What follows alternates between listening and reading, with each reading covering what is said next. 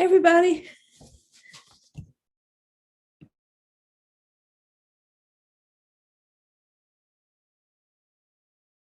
Give everyone one more minute to get in, and then we will get started. Looks like we have everyone.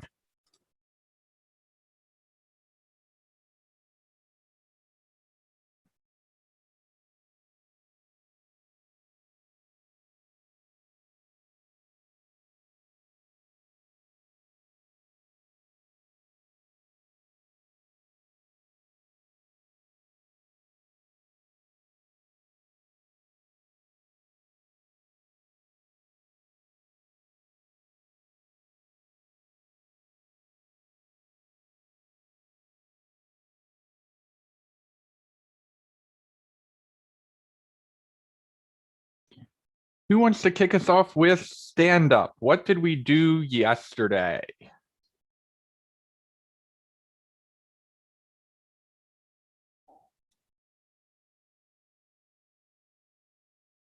Stuff we learned yesterday, questions we answered, what we accomplished, any of that.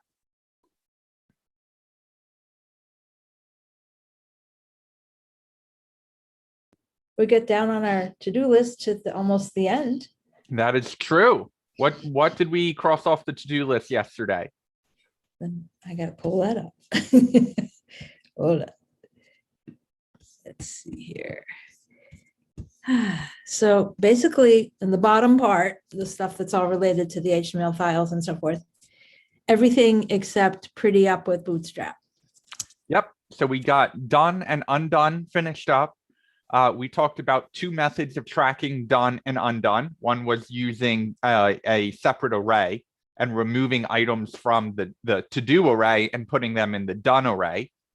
The other way we tracked done and undone was by converting over to objects and then using keys on the objects to access whether a done property was true or false. We dove a little bit more into ternary operators and if statements, and then working with those objects and how we need to update our functions to use the new data model. So a data model or a data structure, we're just talking about how are we actually storing this information in JavaScript? Are we using an array, and when we use an array, are there strings in that array? Or are we using something like an object where we can store multiple items about that property? Anything else from yesterday that stood out to you? Something that clicked, something that didn't click?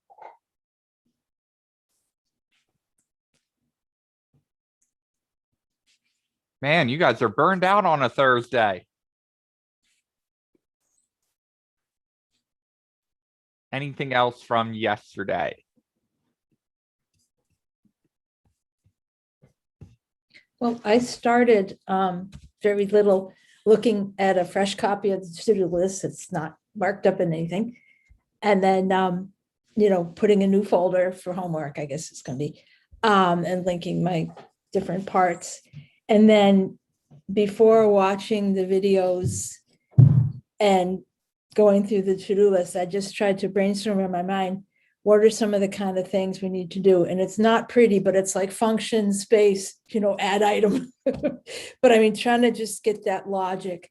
One of the things that really stuck with me yesterday is you can't go from top to bottom because that's not how it was developed in the first place. And, so I want to follow you on the video and really get the logic of it and, have it all kind of make some sense to me.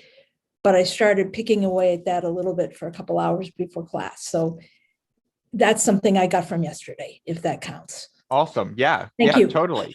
That non-linear flow, I think, is a really important thing to recognize. And starting to think, I think that's, it's very hard to combat that. Oh, I understand in class, and then I open a blank file and don't know where to start. And as a teacher, it's like, oh, that's a very hard thing to surmount. But I think when you start not only doing the breakdown in the project management and generating out the list, but then also just recognizing that the flow, that the way you build the app, the order list that you're going to implement features is not necessarily the way the code finally ends up turning out, right? Of, all right, we're going to do a little HTML, and sometimes the feature you're implementing is a lot of HTML and then no HTML changes and a lot of JavaScript changes.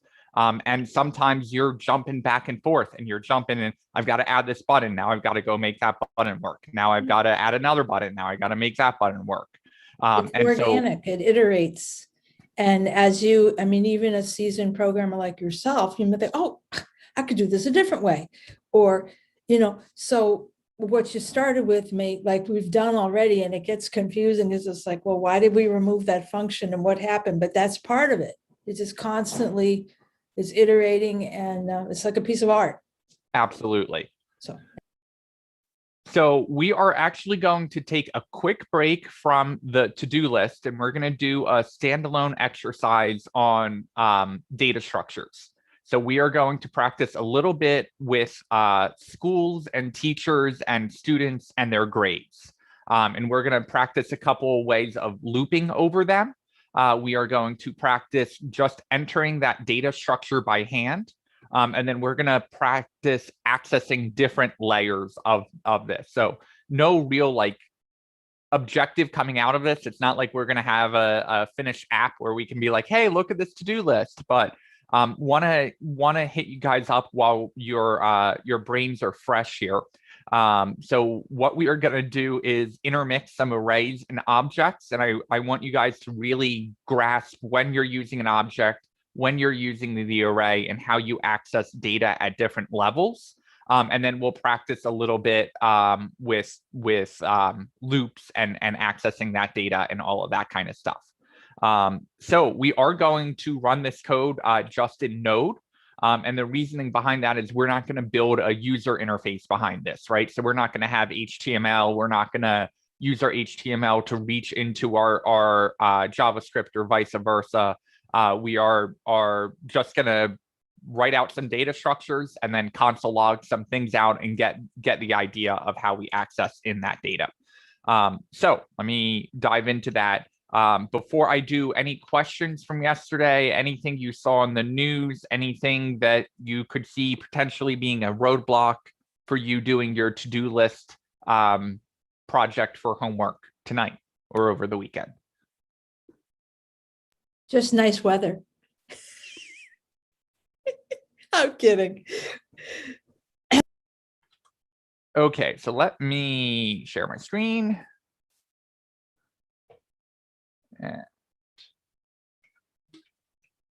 What I am doing is I am just going to create a, I went file new in VS Code, new file, and I'm just going to save that as school.js. I'm going to put that in my downloads folder. If you want to put that in the my code folder, totally fine. Totally fine to put it in there if you want to hold on to this code and use it as an example down the road. Okay. It would help if I spelled school right.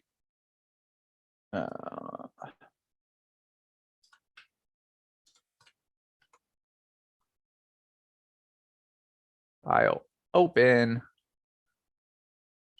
downloads.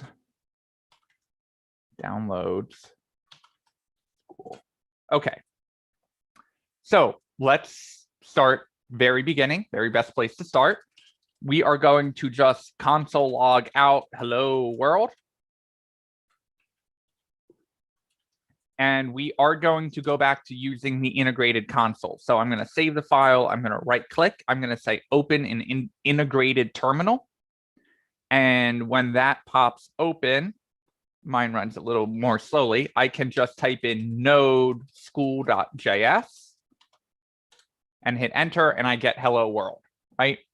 So we're just making sure that we can run our JavaScript file and make sure that that is working, which it is.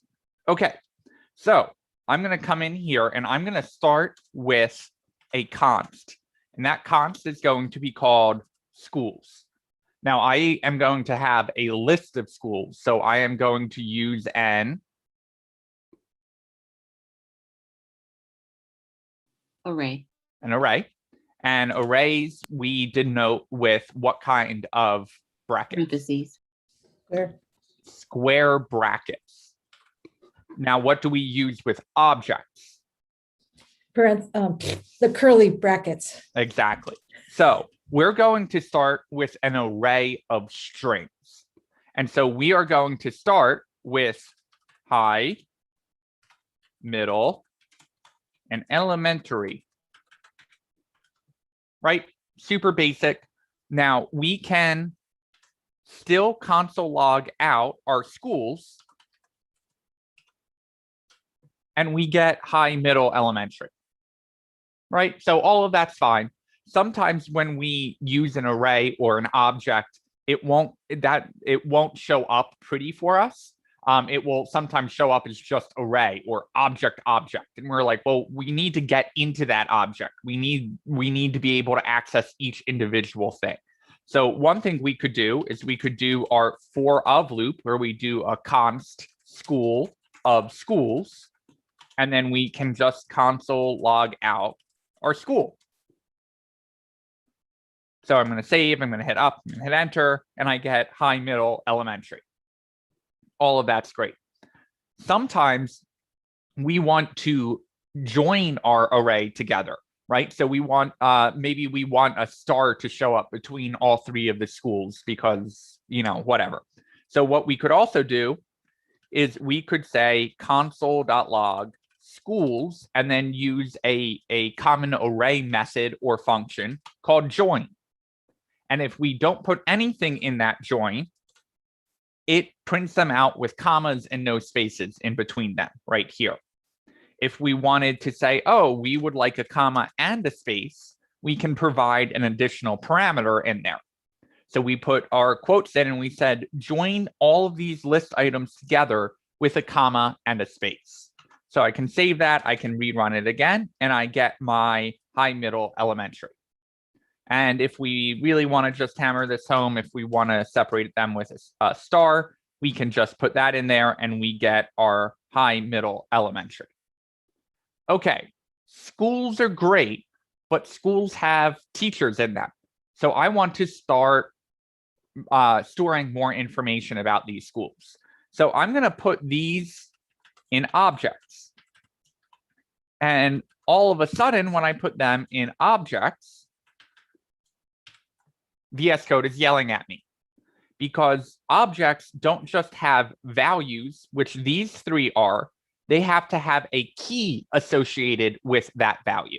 So we are going to say the name is high school, the name is middle school, and the name is elementary school. Okay, so now what happens if I run that and join it? I get object, object, object, object, object, object, right? That's because we are looping. Let me go back to this example up here. We are looping over our schools, but when we loop over our schools, we're getting this object. So we need to go into that object and access a specific part of it. And so what we are going to do is instead of just looping over it, we are going to loop over it, and then we are going to reference the name property or key in the school. So if I come down here and I say school name, now I can come down here, run my school, and I get high, middle, and elementary, right? So you go, well, that's complicating it. And if this is all the data that you were storing about your schools, I would agree. You would just use an array of strings there, right? But what we are going to do is store more information in there. We are going to store the teachers, right? And because schools have multiple teachers, that's going to be an array. And so a teacher may have a name. And let's just say there are 2 teachers.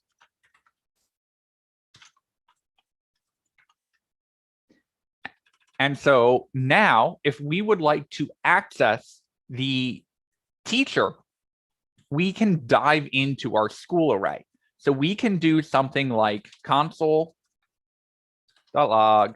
our schools.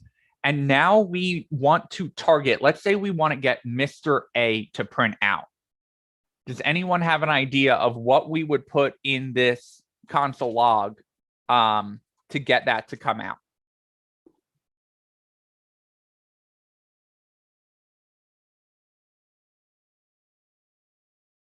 You got it, Latanya. You are on the right track. We're going to put 0 in there in those square braces. And so let's just take it one step at a time. What that 0 is doing is it's saying, hey, look at this whole array and grab the 0 index. Basically, the first thing in the array is always the 0 index, right? So when we run this console log here, we are going to have name, hi, teacher's name, Mr. A, and Mrs. B come out, right? So we are drilling down in this array. So we are now at this level of the array. What would we do to get to just having the teachers come out?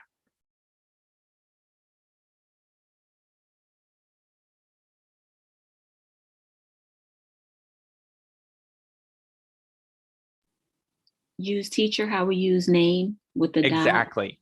We're going to do a dot and we are going to say teachers. And now you will notice we are down to this array. So let's keep going. We got to go one level deeper. How are we going to get to Mr. A?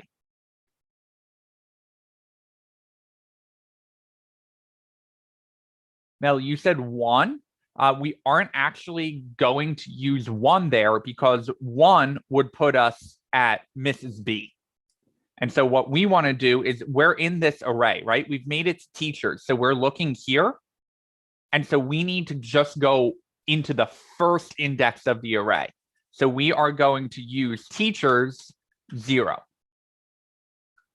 And if I save and run and refresh, I get down to the name Mr. A. Now we need to go one level deeper. We need to just go into the name of the teacher in the 0 index in the schools. That is also the 0 index, right? So if I run that, we now get Mr. A out.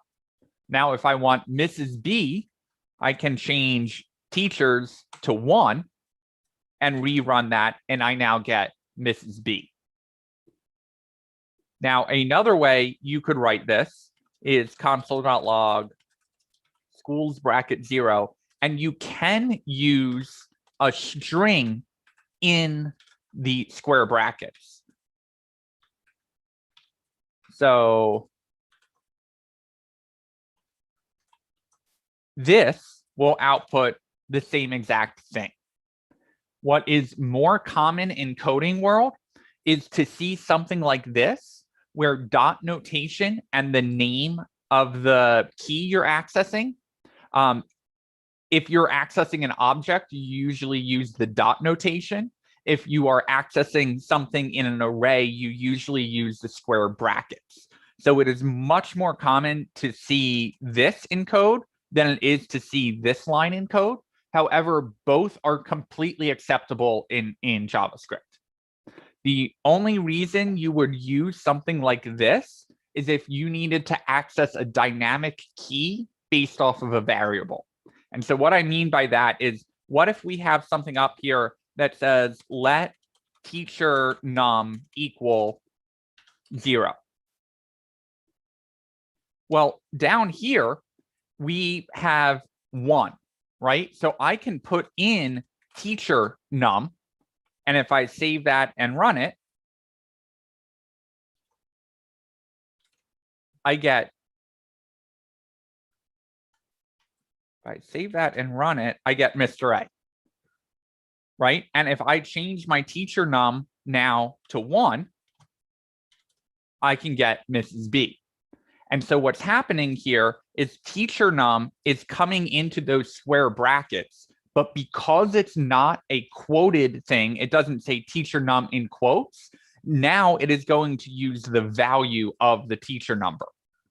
Up here, we can't get away with that. We can't use some dynamic key to access that. So like if we go something like let teacher property equal name, we can take name out of quotes and access teacher property. So again, what we're doing is we're setting this property here.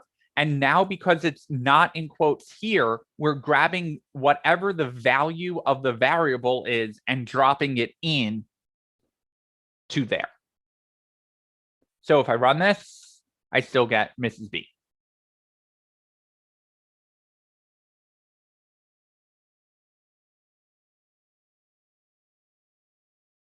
We feeling okay on this so far? I have a question. Yeah. It's Mrs. B because it's the second array. It's the second. I don't know. Yeah. So Right? Yep. Yep. Okay. So what you want to do is you want to think about each thing showing up here, whether it's a dot or square brace, as diving one level deeper into your object, right? So you see how we started at schools. And so schools is this whole giant thing, right? And then we said, look at 0, which means look at the first school. So now all of this goes out the window and all we're looking at is this object, right? Okay, in this object, what do we want? If we wanted the name, we could just put dot name here. But what we wanted was the teachers. And so now name goes out the window and all we're looking at is this right here. Yep. Okay, now we want to look at the teacher num1, which means we are now looking at this. But we still haven't made it down to the name. We've made it down to the object that happens to have a name in it. And so that's why we need that final dot name, or we did the name property here. And that's what finally gets us down to Mrs. B. Okay. So if you remove teacher property, it would just be a 1. It would be this Potentially? object. It would be Yes. this object name Mrs. B. And we can prove that. If I save my code, we can prove that it comes out name Mrs. Oh, B. I see. Okay. It's like literally the thing. Yes.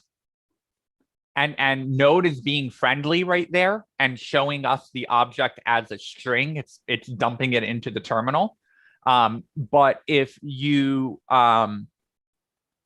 didn't if you like put that out in your HTML, it would show up as object, right? Because HTML can't show objects, it can only show strings.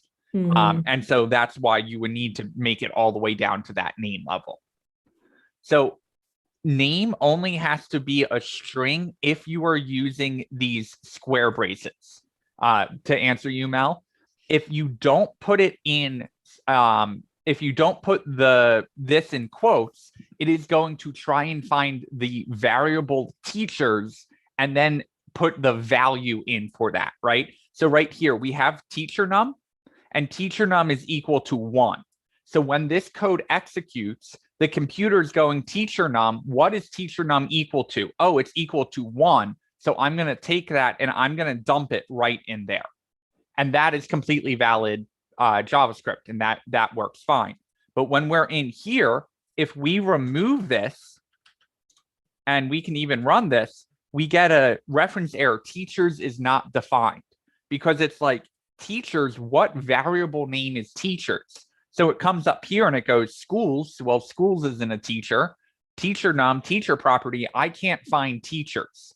So I don't know what you're trying to access there. It's trying to dump in the value of teachers, and it just doesn't know what that is.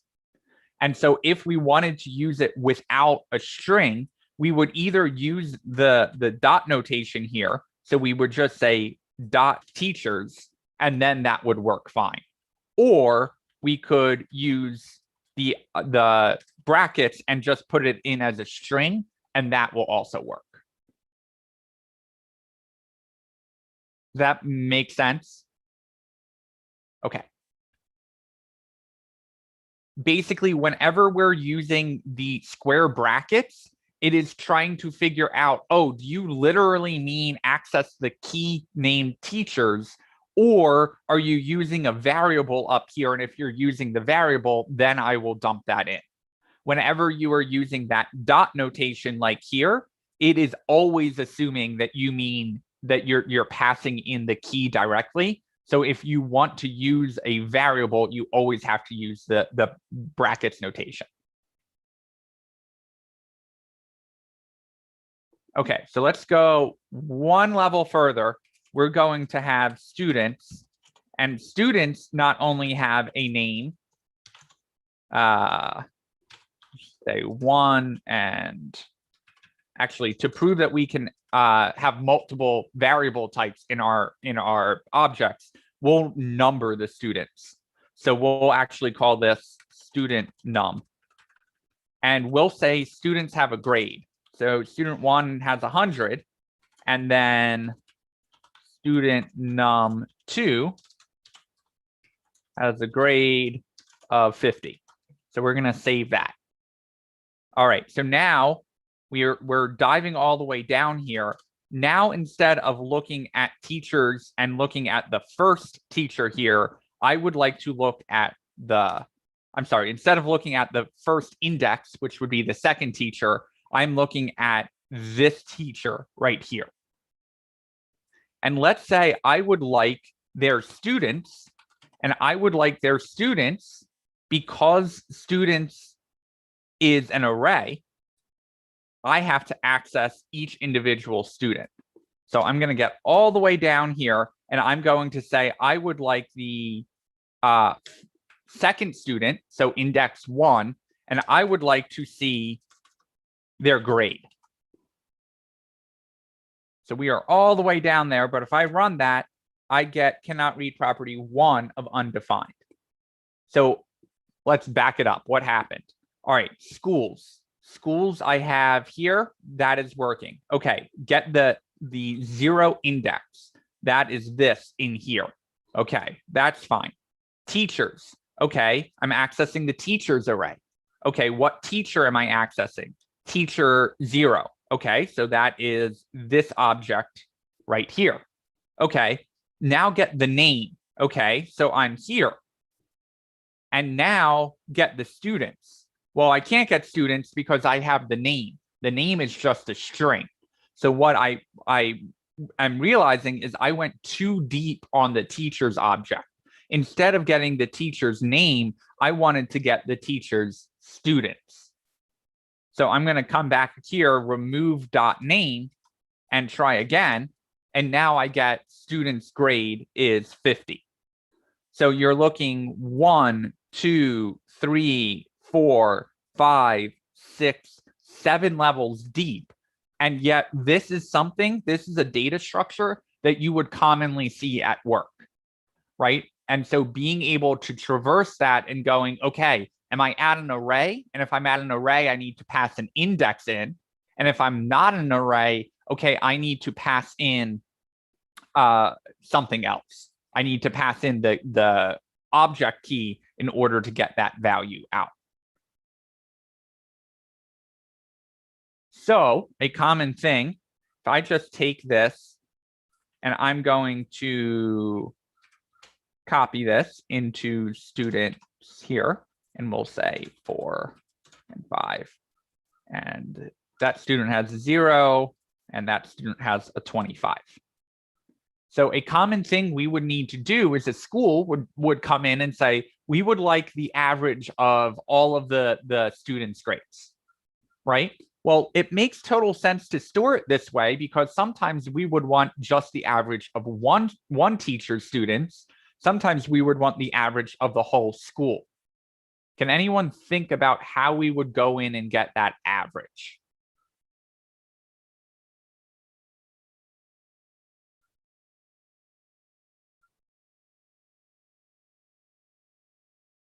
Well, you have to add up all the students. Yeah. So it's a lot of names. You'd be pulling from a database probably. You would go Yeah. into an array. Mel, you're more on the right track. We're going to loop over the students. And so we could do it that way, Carolyn. We could access each individual student and keep adding and adding them and then divide it by the number of students we have. That would be the manual way of doing it. So let's just go down that path for a second. We know we have the schools here, right? So a common thing when we're getting that deep in the array is we can just park that in a variable. So we can say something like const teachers at high school equals schools sub-0 or bracket 0, however you want to say it, dot teachers. And we can now console log out our teachers at high school. And we get all the teachers, right? And so now whenever we want to access the students, we can do something like bracket 0. And that bracket 0 is essentially the same thing of adding it on here, but we don't have to go through that long chain every time, right? We're just basically sectioning out a part of the object and storing it in teachers at high school. So we can save that, we can rerun it, and we still get Mr. A coming out because we picked that 0 teacher, right? The first index of the teacher. And we can add in 1 here, we can save, we can rerun, and now we get Mrs. B.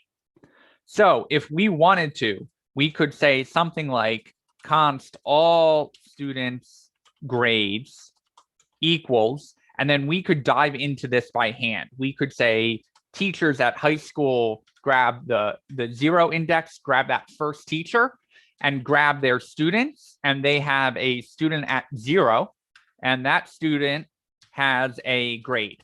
And now we're going to copy this whole thing and we're going to repeat, right? So we still want teacher 0. We are going to grab the student at index 1, which is the second student, and we still need to grab their grade. So I'm going to come in here, and what do we say? We still want the teacher at index 0. We want the student, but we want the student at index 1, and we would like their grade. So let's pump the brakes there. Let's go in here, and we are going to say all students' grades. And we're going to run that, and we get 150. So we're on the right track. We accessed the 100 and we accessed the 50, and we added that together, right? So we could come down here and just repeat that. We now want not the first teacher's grade, index 0. We want teacher at index 1. So now we are targeting down here, but the students, the index resets, right? Because we're at a new array here. So we're still going to access student 0 and student 1, and that's what's going to get us our grades. So if I save and run that, that brings our grade total up to 175. So we could do something where we say average grade is equal to all students' grades divided by 4. And run that, and we get our average grade as 43.75. Okay, that's great. And sometimes we need to dig that far into an object. But what happens when student number, it's been a long day, I skipped 3. What happens when we realize we skipped student number 3 and they have a perfect grade average?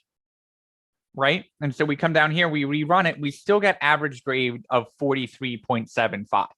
So that's, we don't want to write this manual code all the time. So we're going to go back to Mel's solution, which is we could loop over all of these teachers. And while we're looping over the teachers, we can loop over their students and add all of that up. So what we're going to do is we're going to come down here. I'm going to comment all of this out. And what we are going to do is we are going to say for const teacher of schools 0 dot teachers. Okay, now let's pause. I want to make sure that I'm getting the teacher that I expect. So I'm going to console log out my teacher.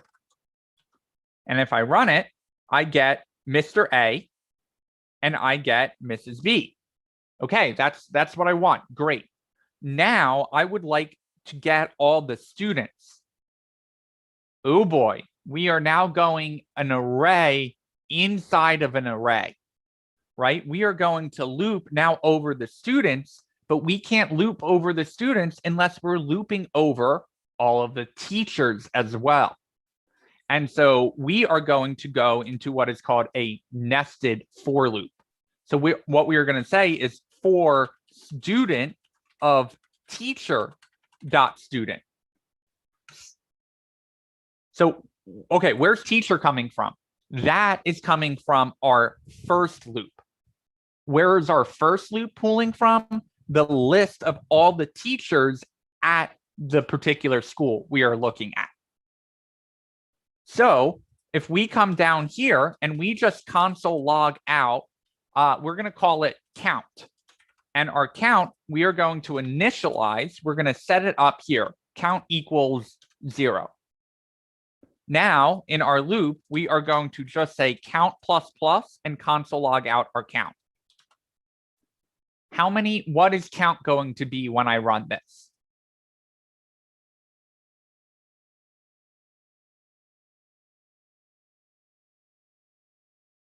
The number of students.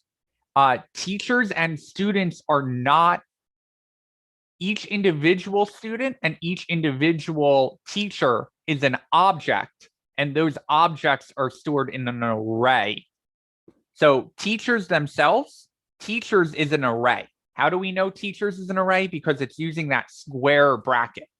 But each teacher inside the array is an object. So if you said, what is teachers? The computer thinks teachers is in an array.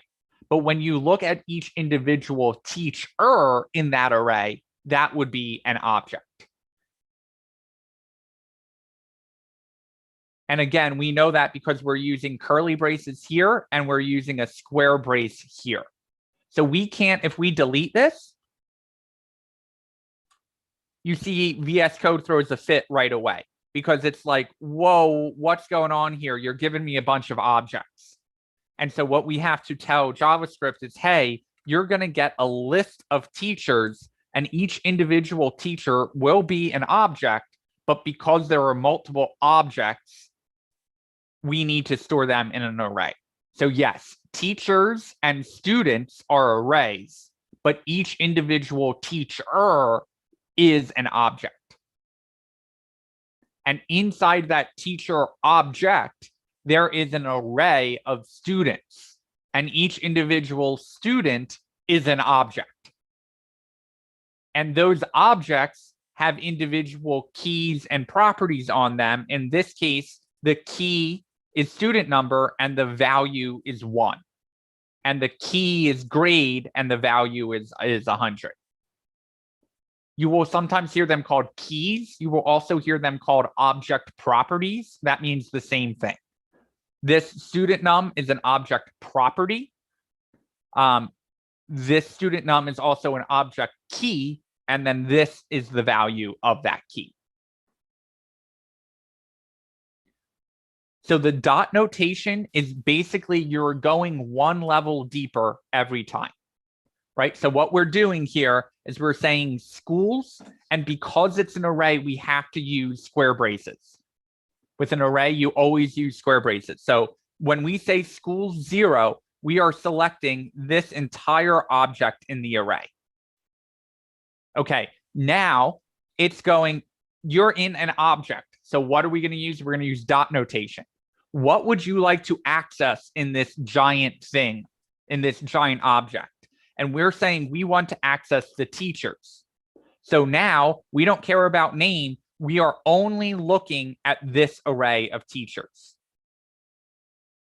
Now, if we wanted to access the first teacher, we would say teachers square bracket 0, right? But instead, we decided to loop over those teachers. We can loop over arrays. We can't loop over objects without getting fancy. So whenever we want to loop over that array, we are then accessing the array of schools 0, which is getting me the entire high school object. And then we are accessing teachers in that. So we are accessing the teachers right here. Now, teachers is an array. So we can loop over that. So we're going to come down here and we are going to grab the teacher.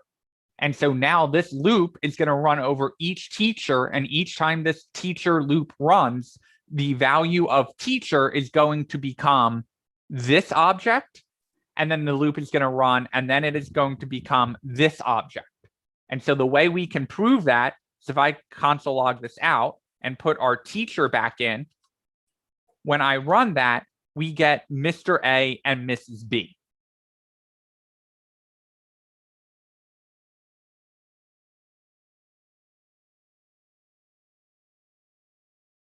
Correct. Hamburger would be the array, and each ingredient would be an object. But the ingredient would only be an object if the ingredient was something like name, cheese, and then you would do a comma and you would say quantity : 2. Arrays can contain any list of data type.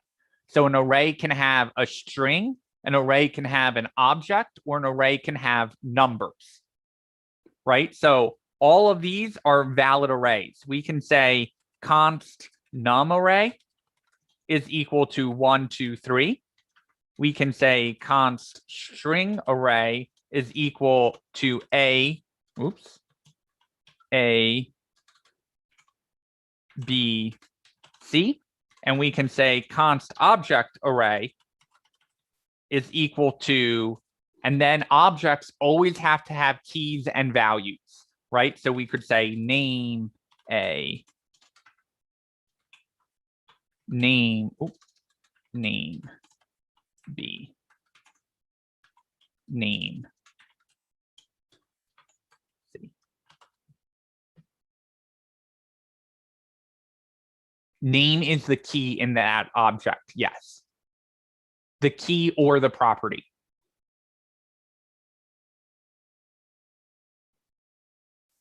So all valid kinds of arrays, and we can loop over each one of these arrays, right? We can come down here and we can say for const num of num array, and then console log out our num. And what's going to happen? We're going to get 1, 2, 3. Because num array is going to come up and it's going to look at this. And the first time this array runs, it is going to take the first value in the array and dump it into my num. Then it is going to console log out the num, hit this square bracket, this curly brace, and come back up here and go, oh, you would like the second thing. That is 2. Let's dump 2 into num and now console log out 2. And all we need to do is change this, and then num is probably a bad name. So let's just call it, let's break my rule and call it I. Now, when I log this out, I get ABC. Because again, we're just looping over the array. This time the data type is a string. So it's going to print out ABC. And finally, if I just drop in my object array and run that, it's going to print out each of my objects. But because we would probably want another layer deep in that object, we would come in here and type in name. Or we could also type in name like that. Either way will work. But I'll go back to the dot notation because that's normally what's preferred. So I can run all of that. Now, what will break is if I go, no, I want to go back to my string array. Node is going to tell me undefined, undefined, undefined, because it is looking for dot name in my string. And it's like, I can't find dot name in the letter A. I can't find dot name in the letter B. I'm working on a string here. I don't know what you mean by that.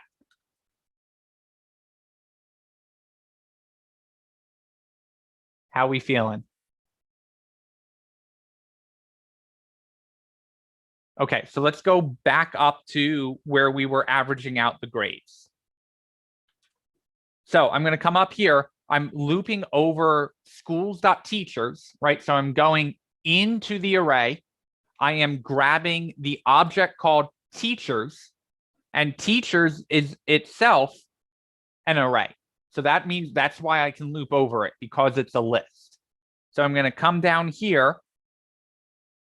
I am going to grab the teacher out of that array. And now when I'm looking at this teacher object, I'm going to grab the students, which is itself an array, and then loop over that. So if I come down here, count, if I console log my count at the end of this loop, I get 5. Why? Because we go for the first teacher, right? So we're going to grab Mr. A here, and we are going to go through his students. So we get down here, student for the first time is equal to student num1, grade 100. Okay, that becomes the student here. Now we hit the end of that loop. We don't go on to the outer loop until we finish the inner loop. So we now come up and grab student num2. Okay, we come down here and we go, okay, we are done with all the students that that teacher has. So now we come back up to this outer loop, and teacher now becomes Mrs. B's object.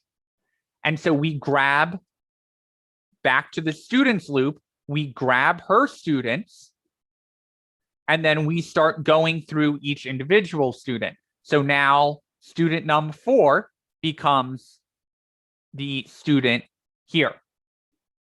Okay, then we go through, we grab student num5, and then finally we grab student num3.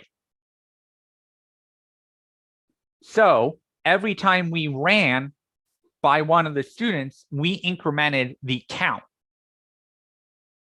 What we also want to do is, while we've got access to the student, I'm going to console log student.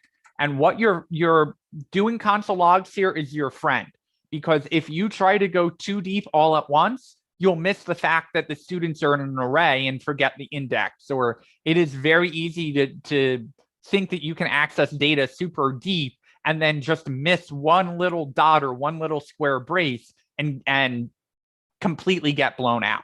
So I'm going to come here, I'm going to console log my student, and now I've got access to all of the students' objects. So all we want to do is create something called total up here and make it equal to 0. And then how are we going to access the student's grade?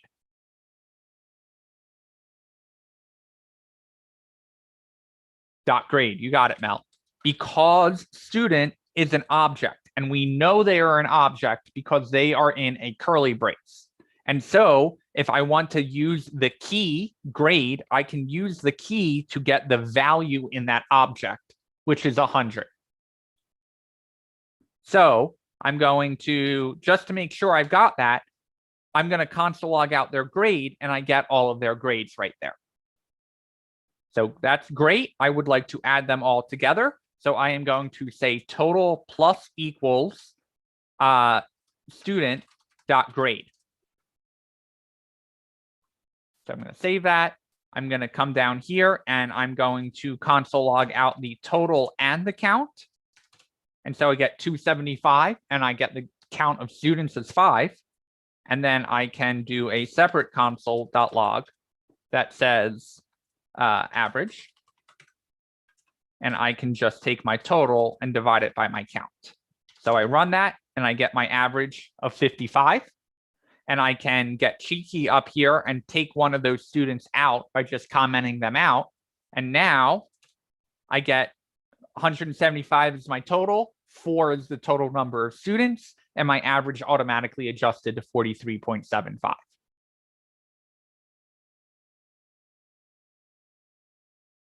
So totally a standalone exercise, but the idea here is that you can start burying in to different levels and practicing with arrays being intermixed with objects. So I'm going to stop here. I'm going to copy and paste all of this into the student code channel. Latonia, I did not forget about your free code camp questions. I will get back to those at some point. So I would encourage you guys we're going to take like a 10-minute break for right now. I would encourage you to practice building out the object that we have of the schools that have teachers that have students, right? Practice with that syntax, practice getting your array in an object, practice knowing, okay, is this going to be an array? Is this a list of things?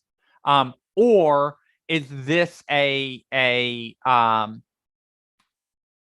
this an object? Are we going to store multiple keys and values in this? So practice building that out, and then also practice with your loops, and practice console logging things. Just set a target and go, oh, I want to print out student nums 5 grade. How am I going to do that? And just practice diving down into that level. Susan, to go over this $, right? This is essentially, we can write this as using just quotes.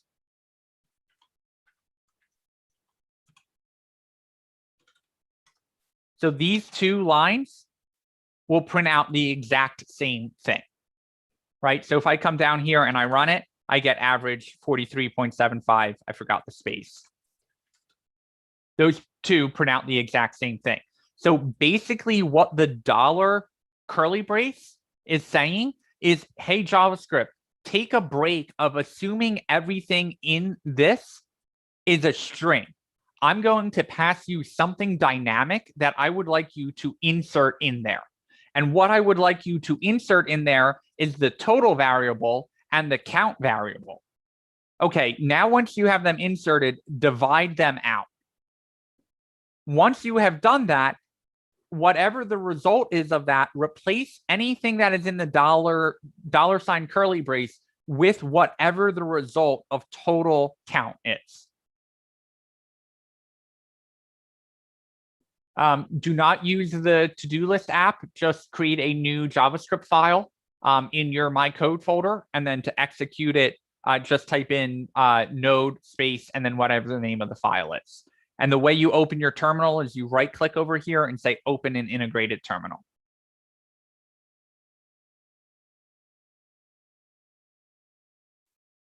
Carolyn, did that make it more clear for $ curly braces?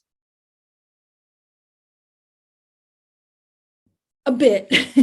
I'm still, all the concepts are still floating around. So for the exercise, we're kind of following what we just did, but our own thing. Yeah, you want to get to the point where you can get your 2 for loops calculating out the average.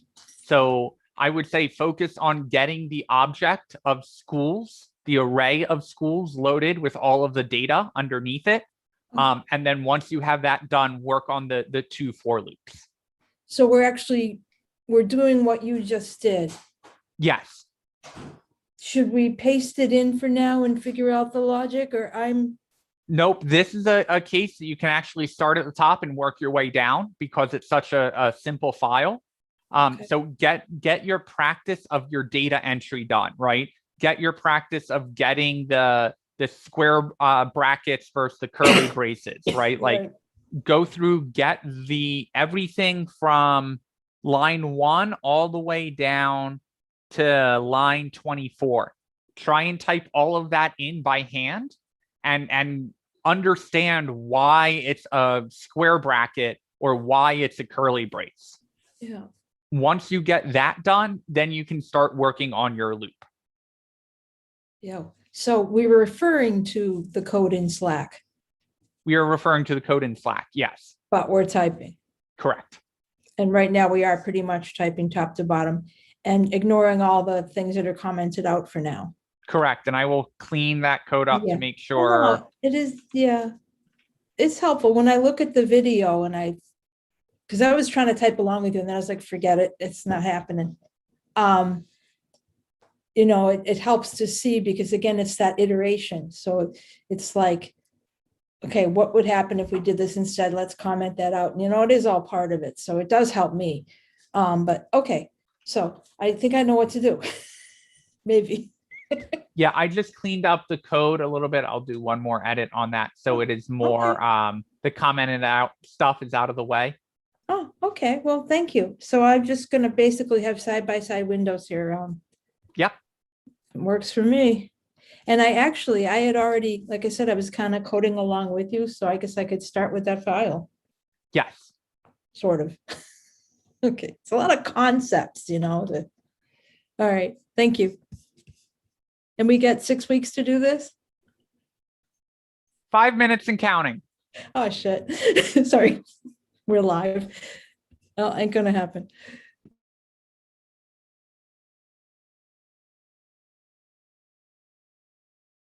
Yeah, Latonia, Latonia asked for a version with comments and a version without comments. So the one with comments is posted in there. And then the one without comments is coming your way in 1 second.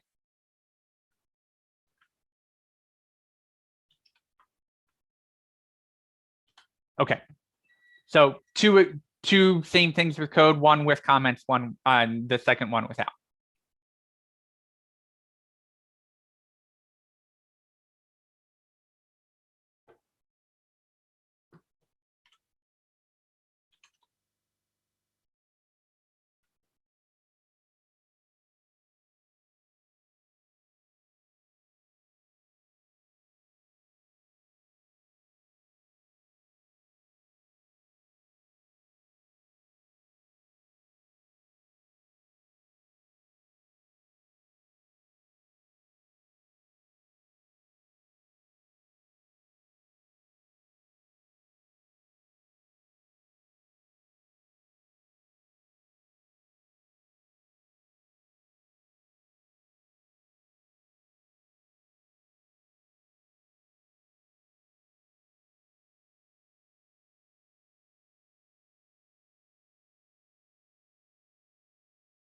And as you're going on this, if you have any questions of like, why is that a square brace instead of a curly brace? Or like, why are we accessing it this way? Or I don't understand, I'm trying to get to this and I can't get to that specific one. Go ahead and throw those questions out as you're working on this.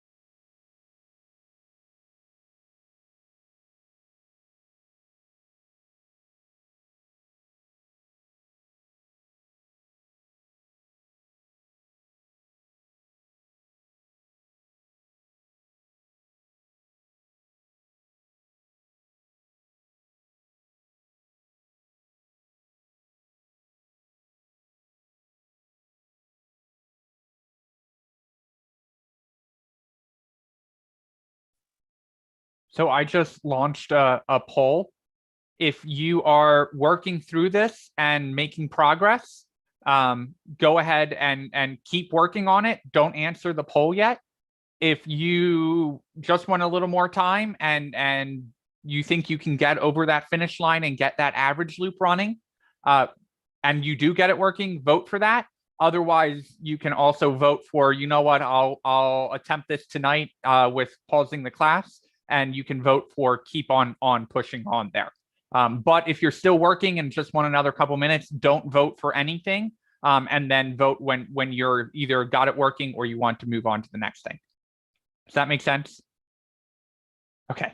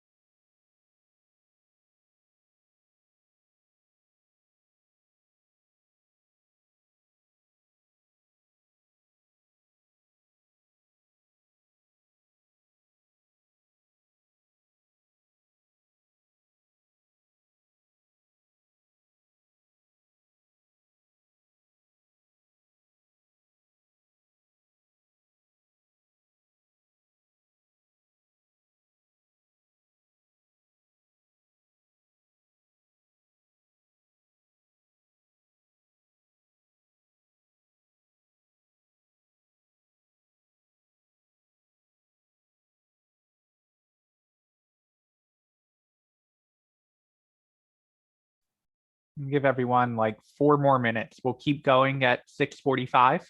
But if you're making progress or you're close to the loop working, go ahead and vote in that Zoom poll. If you are ready to throw in the towel and want to come back to this, also you can vote for that as well. But we will, either way, we will keep going at 6:45.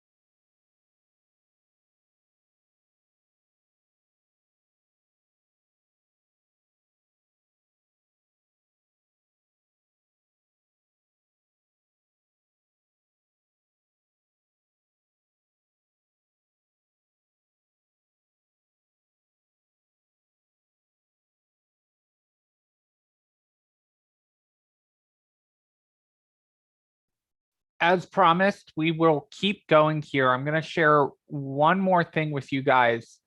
If you want to just vote in that poll, just so I have some metrics at the end of where you're at. If you're very close, you can just say that you got the loop working. Otherwise, just say I'll play around with this tonight, so I can close out that poll.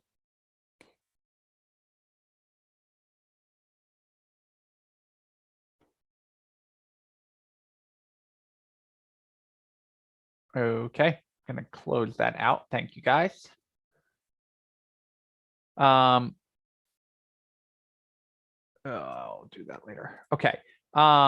So this is a tool that I found. I just went into Google and I typed in JavaScript object visualizer. And so I just found this top one where basically what I did is I replaced their code with ours. And I just had to change it up at the top based off of how this tool is built. Let me zoom in a little bit. So I just took our schools array and I had to add it into this, the dreaded this that no developer really understands, no matter how much they tell you they do. Totally kidding. But if I hit click here to evaluate, you get this kind of tree where you understand, hey, schools has 3 objects in it. At 0 has an object, at index 1 it has an object, and index 2 it has an object. And out of all of those, that is an array, right? And it kind of starts to show you, hey, this dot schools 0 has name hi and key teachers, and teachers is an array, right? And it starts to kind of show you, if you typed in this dot schools dot 0 dot teachers dot students, you would get all the way down to this level, right? And so it tries to help you understand, if you wanted to access some student's grade all the way down here, this is what you would use to get there. Yeah, thank you guys for sharing that. I was just about to. And so this is just a helpful tool where eventually you just get super used to accessing objects and nesting down that deep. But hopefully this can help give you a visualization of, okay, if I put this data in, here's how I would access it that far down. That helpful? Cool. Probably should have used that learning resource, before I went into teaching objects, but good. It's a good thing to show nonetheless. Okay, so the good news is, other than one more feature that I would like to implement in our to-do list app, we are out of JavaScript land. So we are going to finish off our week with a little HTML and Bootstrap. For all the people who have gotten motion sick on quick window switching, tonight is not your night. We are going to be bouncing back and forth between 3 places tonight. We're going to be using the Bootstrap documentation. We're going to be using our code that's actually running in the browser. And then we're going to be working in our HTML as well. So apologies in advance for getting seasick. Unfortunately, I don't know that there's any way to reduce the amount of bouncing. I've thought about sharing my 28-inch monitor instead of my 15-inch monitor. And while that helps with the number of windows you can have, that then makes everything in the window super tiny. So there's no real good solution to bouncing around windows. But what I am going to do is I'm going to save this file. I will put this file in the GitHub repo. So if you guys do want to reference it somewhere outside of Slack, you can totally do that as well. So let me close out of that. I'm going to open recent, and I am going to jump in. I think this is where I had my most recent code. So I'm going to right click, I'm going to reveal in Finder, and I'm going to double click on my index.html. And yep, that's where we were at. And while I am here, I'm going to open a new tab to get bootstrap.com. I can confidently tell you I cannot use Bootstrap without using the documentation. I've got the grid stuff back of my hand, back of my head, super easy to remember that. Everything else, it's like, if I need to use that component, I'm going to go to the docs and I'm going to pull it. And there are very few developers that I know, even full-time front-end only developers, that have the documentation up and ready. I would say if you are in the top 20% of the class, if you feel like you're really following along with this, go ahead and type along with me. I will say I am going to be doing more copying and pasting off the Bootstrap website than I am going to be typing in that code directly. And so if you would like to follow along, I would pull up the Bootstrap website and get ready to copy and paste. Otherwise, it is completely fine to go along for the ride. This is largely going to be an exercise of using pre-written Bootstrap code and just wrapping our functionality around that. However, if you have questions as we are going, definitely please interrupt me and shout out the questions or throw them in chat. Any questions before we get started? Okay. So first thing we need to do is get Zoom out of the way. I just had that open. It's weird. Okay. I'm going to go, hopefully I'm going to open this wide enough so I get their menu. Okay. In the quick start section, I am going to grab their CSS tag. We aren't going to need to use their JavaScript tonight because there aren't any components that we're using that are interactive or requires Bootstrap JavaScript. However, it is generally considered best practice to grab that JavaScript and include it because you never know when you are going to use a component that requires it. And then you get into some sticky situations like, why isn't the menu button on my nav bar working? And that can be something as simple as you forgot to pull in this script tag. So I'm going to hit copy here on the CSS, hop over to my index.html, and where do we put Bootstrap? In the head. It is okay to use the bundle instead of the CSS, but in addition to using this bundle, you also have to include the style sheet. So the bundle is bundling up the Bootstrap code with a library called Popper, which is what allows you to, I believe, jump to different sections. The bundle does not include the CSS. So using the bundle is fine for the script tag, but you still need that link tag in addition. So do we put the link tag above or below our style sheet? No, we actually want to put it above our style sheet, not below it. And the reasoning behind that is if we want to tweak any of the styles in Bootstrap, Bootstrap needs to come first, and then our style sheet will cascade over it, right? And so we want to put it first and then have our style sheet. So if we want to tweak some default in Bootstrap, we're able to do that. And then just because I said it's best practice, oh, don't do that. Just because it's best practice, I am going to copy the JavaScript bundle. And same thing here, you should put the script tag for that above your script tag. Much less common to cascade JavaScript over someone else's JavaScript. Cascading is more of a CSS principle. That's why it's part of the name, right? Cascading style sheets. But it's still a good idea to put the Bootstrap JavaScript first and then your JavaScript after. Excuse me, Max. I have a question. So I use defer when I use the JavaScript. So I put it up top, but I put defer. Am I still putting the JavaScript right over it?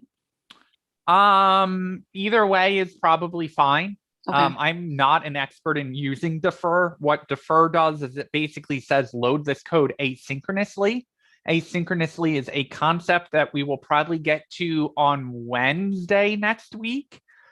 We are going to do a chat app next week on Monday and Tuesday. That is no new concepts. So it is everything that we learned in the to-do list app, but just practice of getting in, using arrays, updating our HTML. We're going to do everything from scratch as a review. And then hopefully Wednesday, if not Thursday, there are like 3 concepts that are more advanced concepts that I'm just going to throw at you. And they will be more things that you can just keep in the back of your head as opposed to like, oh, I need an intricate knowledge of how this is working. Because really the stuff that Gus covered in the first 2 weeks is like 80 to 90% of all of JavaScript. And so it's really important to have those fundamentals down. And the couple things that are remaining, we definitely want to teach to you guys, but at the same time, it's not something that we need to spend like an entire week on. And so that's why even next week, we're going to spend half the week not doing the same exact thing, but following the same principle, going over the order of how we're going to set things up. We will probably go Bootstrap first on that project.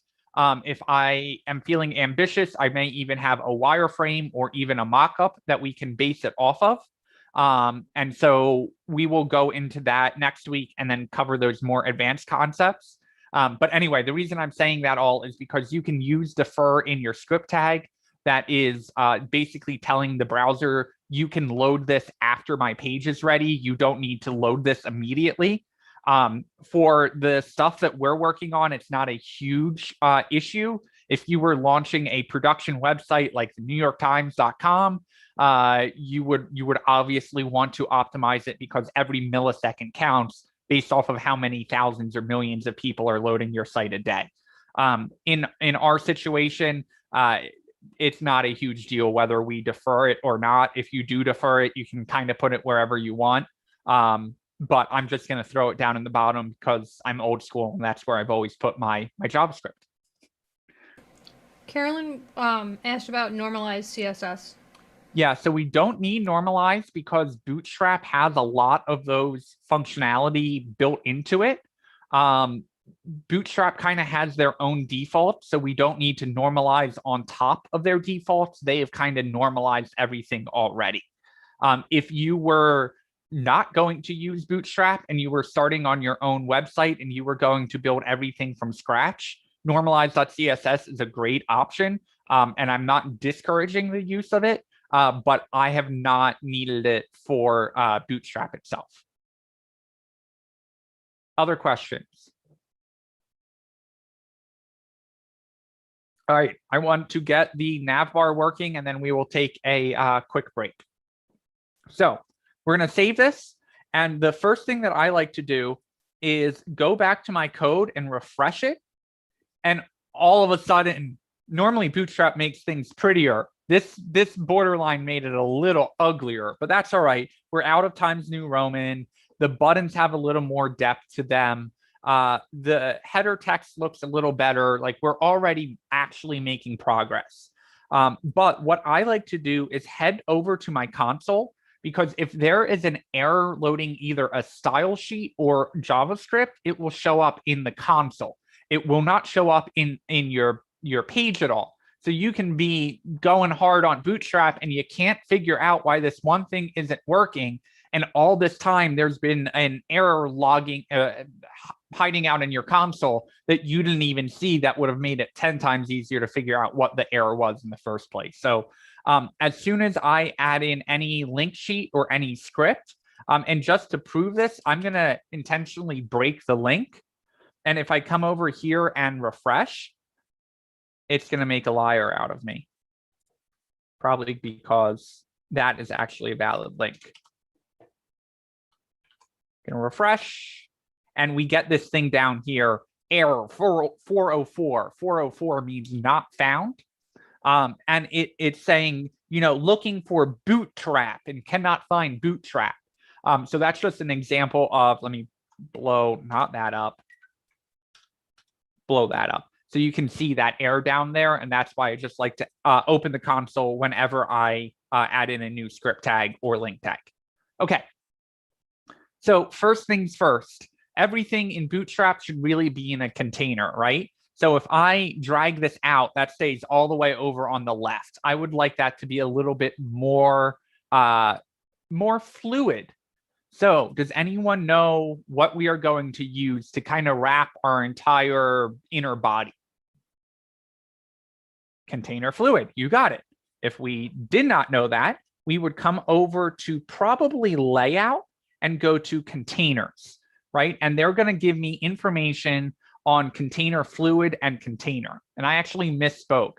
I don't want container fluid because I don't want it to be the whole size of the screen. If my page gets super big, I kind of want it to stay like in the center of it. And that's the difference. The container fluid is going to give me some padding and give me all the benefits of a container, but still stretch the whole page width, right? And when you think about fluid, you pour out anything fluid and it naturally stretches out, right, to hit the boundaries. That's why they call it fluid.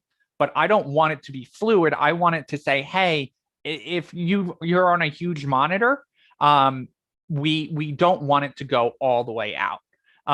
Karen, you definitely could use Flex.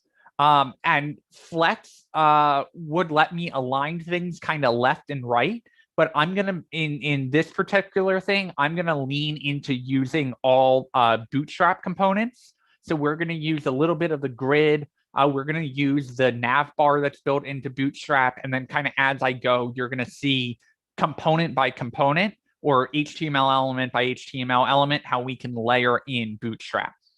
Alina, I don't want to align content center because if we did, like, if you look at this, it doesn't really lend itself to being right in the center of the page. If you had a bunch of list items that were different lengths, it would all kind of look weird. And so I'm going to, I don't want to content center it.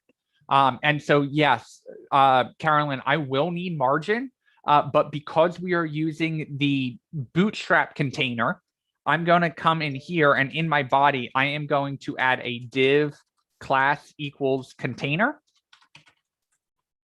And I'm going to move that final div right at the end of my body.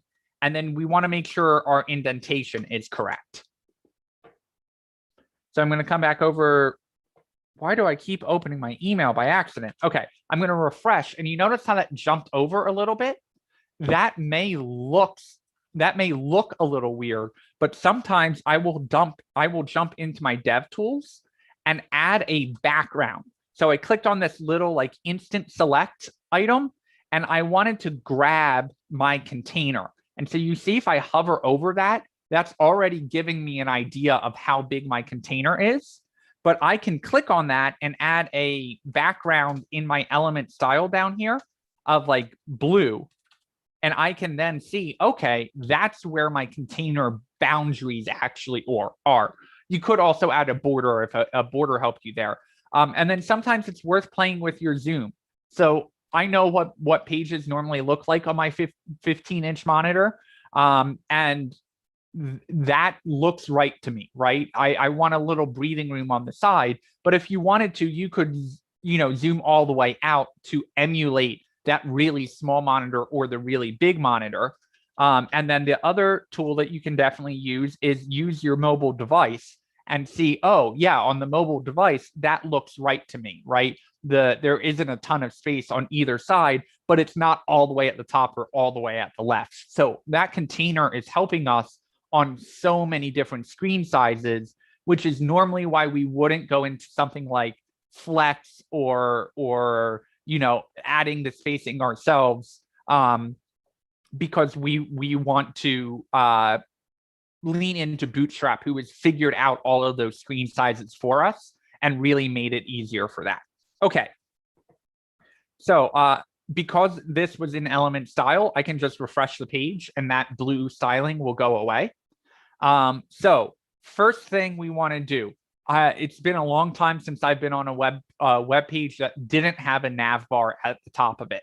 So I'm going to go to Bootstrap, and instead of just jumping down to components and nav bar,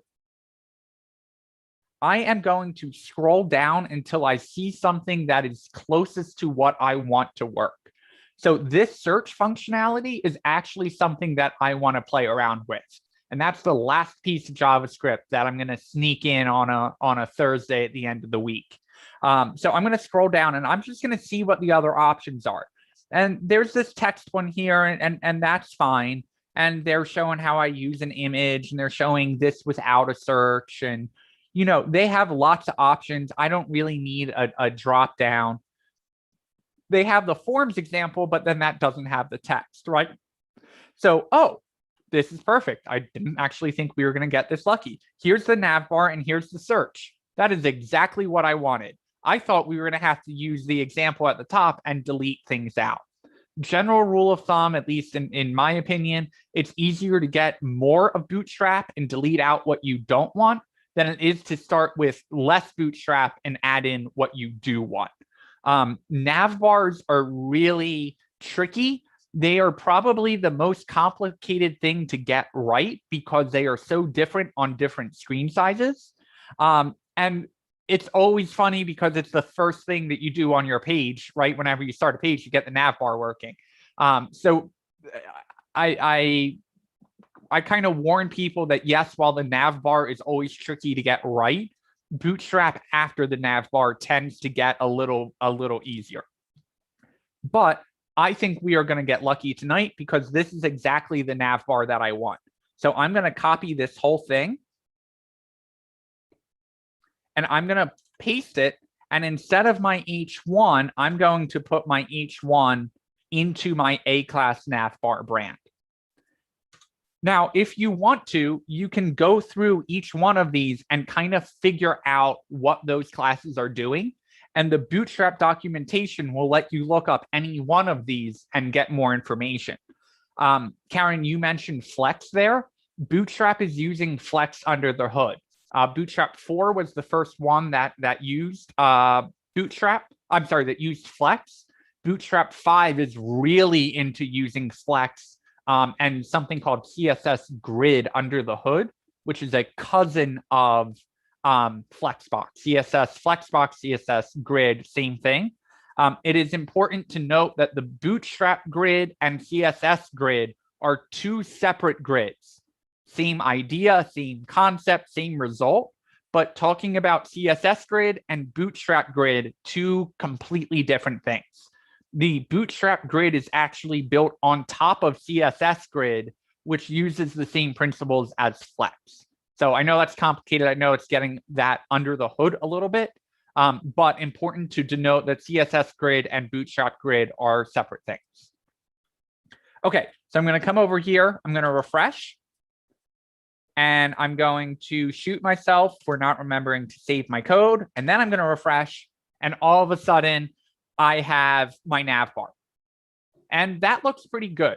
The one thing I'll say is navbars, it's common to see them running from corner to corner. And if we wanted to, we could take that outside of our container and just use the container fluid that's built in. I actually kind of want to leave it like this, but just to show you some options, I can take my nav, and if I take it and I put it right outside of my div class container, what's going to happen is that nav bar is going to jump all the way to the side.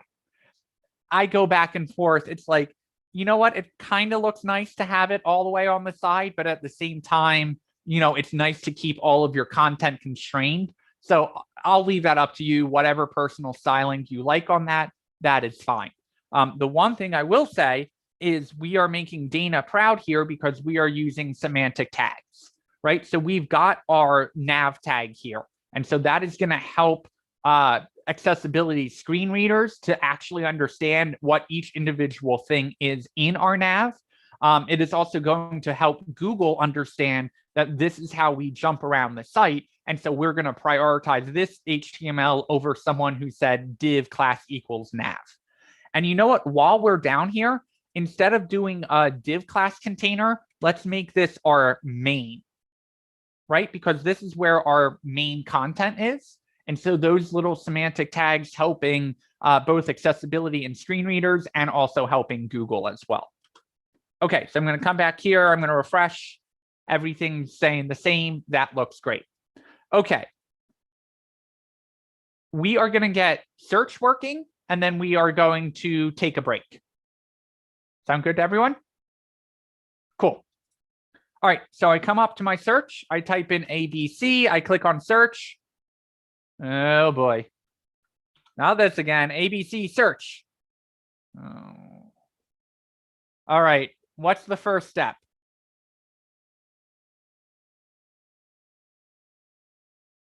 I will encourage you to cheat and look at the code we already have to remember what we did first. You got it, Latonia. We connected to the JavaScript first. So what we did down here, we had our form on submit, add new task event. So what we're going to do is we are going to look for our form, and we are going to say on submit equals search event.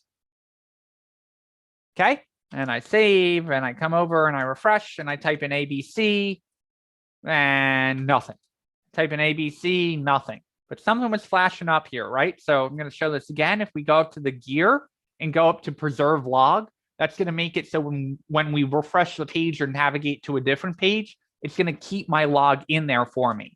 So I'm going to type ABC, the page refreshed, but now we see search is not defined, and then it's telling us it navigated to a certain file.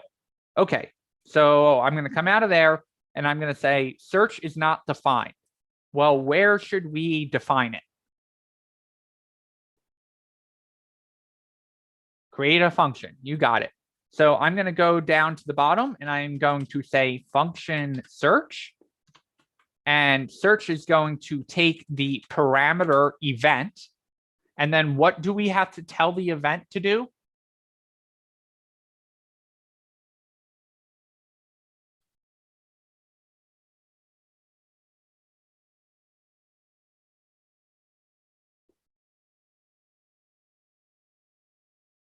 Answer is on the screen.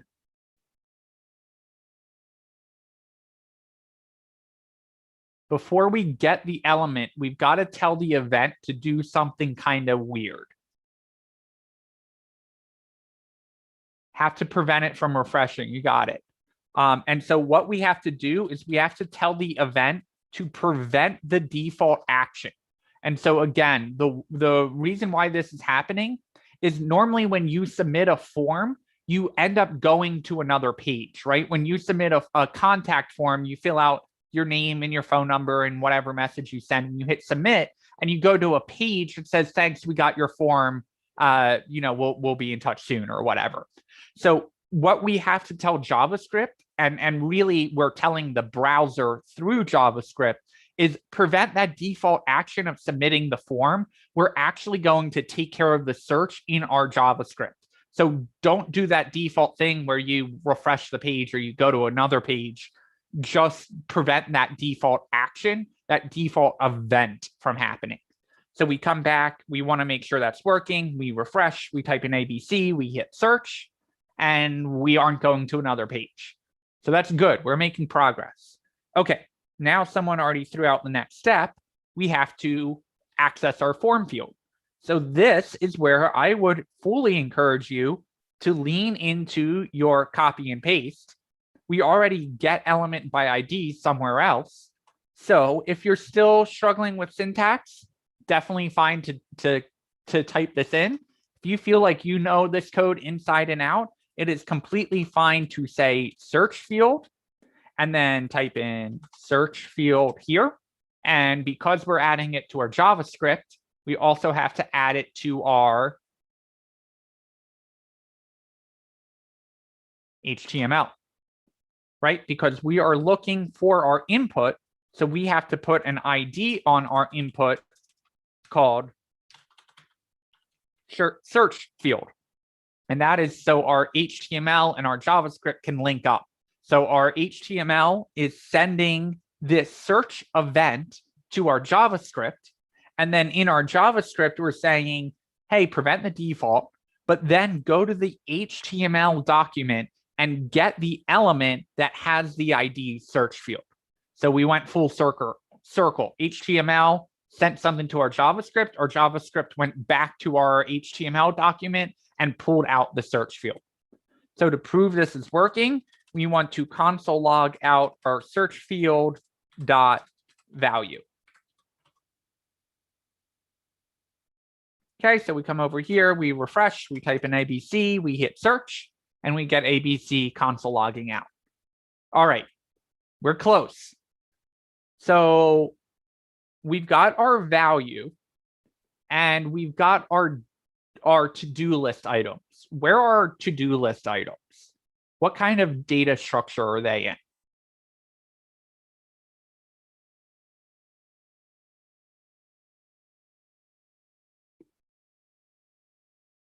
They are not in an object. They are technically in the UL, but they're in a UL in HTML.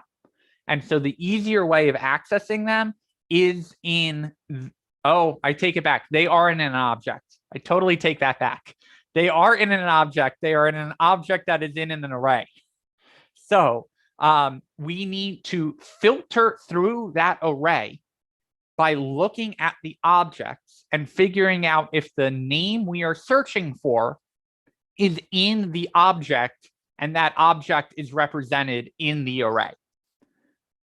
So that's a lot. We're going to use our for loop to start filtering through that. And then we will show a quicker way, kind of a shorthand way of filtering through them as well. So what I am going to do is we are going to loop through our to-dos. So we are going to say for const to-do item of to-do list. And then again, console log is your friend, console log out your to-do item. Because if I didn't do this step, I would have completely forgotten that the to-dos were objects and not strings. And I would have completely forgotten about that, that object name. So I'm going to come back here. I'm going to refresh. Nothing happens until I hit my search button, and then it console logs out the 3 things that I wanted. Okay, that's good. So what I am going to do is I am going to say, let search results equal an empty array. We're going to do that before the for loop because we need an array to push the things into when we have them. Okay, now we know we've got that to-do item, right? And our to-do item has that name property. That's what we want to search on. So what we're going to do is we are going to say if to-do item dot name, because we're accessing the object, right? We're accessing the value of name, and name is the key in the to-do item object. And that object is an object in the to-do list array. Okay, so we've got our to-do item name. And wouldn't it be nice if we could like use JavaScript to see if like that string maybe like includes what we're looking for? Oh, look at that. We've got string includes, and we've got the sentence and the word, and we can say if the sentence includes the word, it is in the sentence. And this is a great example of us using that ternary operator and and using a template literal as well. So what it is saying is we can use it on a string, and we can basically say what we're searching for in the string, and that is going to return true or false. So I'm going to go back to my VS Code, and I'm going to say if the to-do item name dot includes the search field value, then we are going to go to our search results, and we are going to push our to-do item into the results. Now, what if it's not in there? Well, we don't really care, right? If it's not in there, we could do an else here, but we don't really want to add non-matching results into our search results. So after my for loop, I am just going to console log out my search results. Okay, I'm going to save. I'm going to come over here. I'm going to refresh. I'm going to type in the number 2, and I'm going to search. And we get search field is not defined. So we come over. Actually, I want to see that is on line 119. So we come over here. We look at 119, and I missed an R. Practice debugging for you. I'm going to refresh. I'm going to type in 2. I hit search, and I get this thing, and I'm like, that's not right. But those 3 dots will become your nemesis. Really, what you want to see what is inside that object. So we're going to click on that little drop down, and we're going to see item 2. So it's like, yay, that's what we wanted. But that's not up here, right? And so what we are going to do is we need to go change what? We updated some data in JavaScript, but that doesn't mean that it is updating our HTML. You got it. Right. So we've got that array going on, but that doesn't mean that it's going to show up here. So what I'm going to do is I am going to, we'll get it showing up first, and then we'll make it prettier we'll make it prettier in Bootstrap. So I'm going to come up to my update HTML. And before I go over my to-do list, I am going to for const to do task. And you know what? That's probably a bad name. Let's say search result of search results, console log out, or search result. Anyone guess what the problem is going to be before we try it?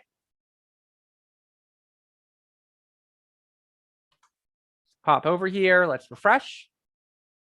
Reference error. Search results is not defined. Okay, let's go back to our code. And we're going to go down. And the problem is our search results is scoped inside of our function. So search results is not going to get defined until we run a search. And as soon as it's done running the search, we won't be able to access the search results because it is inside of this function. Okay, but we didn't have that problem with the to-do list array. We use that in all of our functions. Well, that's because we declared the array to-do list outside of all the functions. We declared that all the way up at the top. So we're going to do the same thing down here. We're going to take search results. We're going to throw it up here, up at the top, and we're going to say, hey, our search results is going to start out as an empty array as well. So now if I save that and I refresh, we're good to go. Okay, so I'm going to search for 2 here, and I get my item 2, and I'm going to search for 1 now, and that's weird. I now have item 2 inside of my item 1. I have item 2 and item 1. Okay, well, what's happening is we're setting up our array up at the top, but then when search results runs, it's just adding to it. It's pushing into that array. So what we want to do is say, hey, before our for loop runs and goes and does a new search for the items, let's take our search result and set it back equal to an empty array. So save, I'm going to refresh. I'm going to type in 2 and I get my item 2 result. And I'm going to come over here and I'm going to type in 1 and hit search. And now I just have item 1 in my search array. Okay, let's go back to what we were working on. We wanted to get our search results to show up in our HTML. So what we're going to do is we're going to take advantage of HTML to update because we already have that. No, we're not, because that is in list. So I want my search results to show up separately from my to-do list items, right? So I'm going to go back to my HTML. And I am going to go to this UL and I'm going to add, let's just call it an H3, and we'll say list.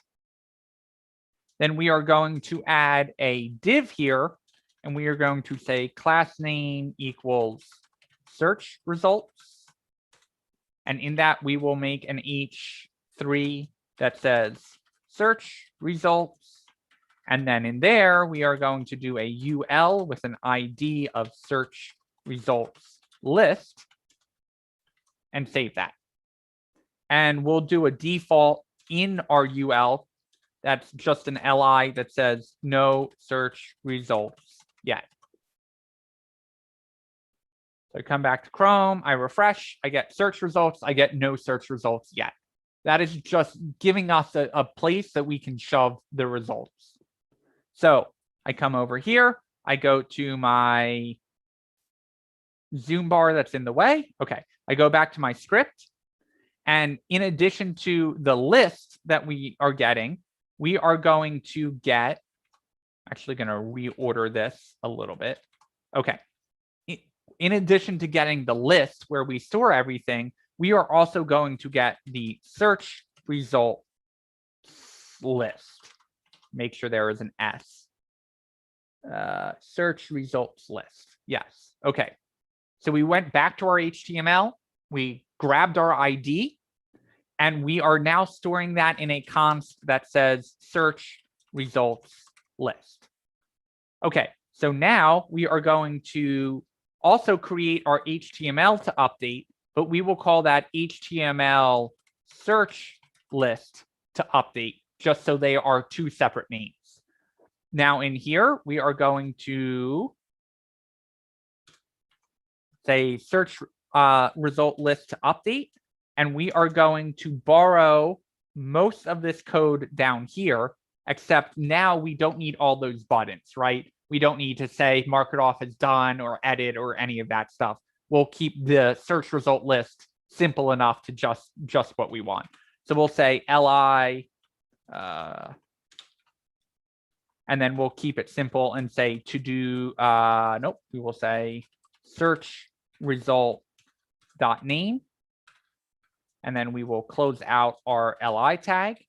And then once we've got our string generated, we now need to use our search results list, which is our HTML element, and set the inner HTML now to the HTML search list to update. Save, come over here and refresh. We get our search results. I type in I type in 1.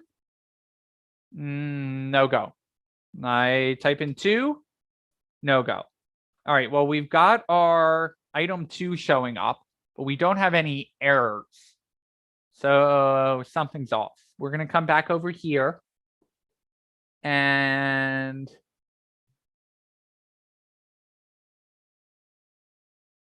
I'm going to console log out my HTML search list to update. I'm going to refresh. I'm going to type in 2. I'm going to hit search and I get an empty string there. Well, that's not what I want.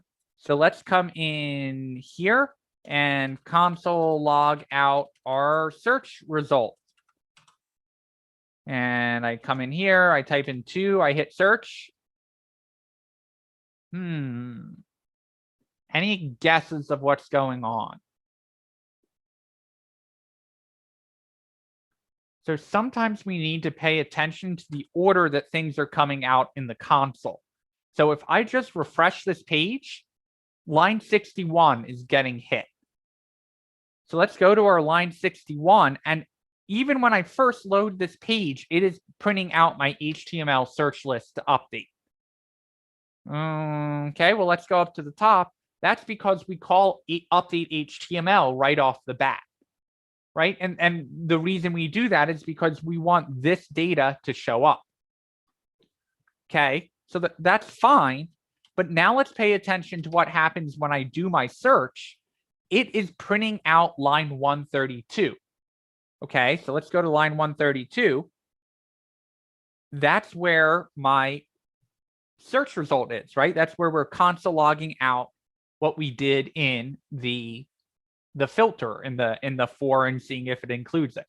What are we missing in our search function that we were already working in?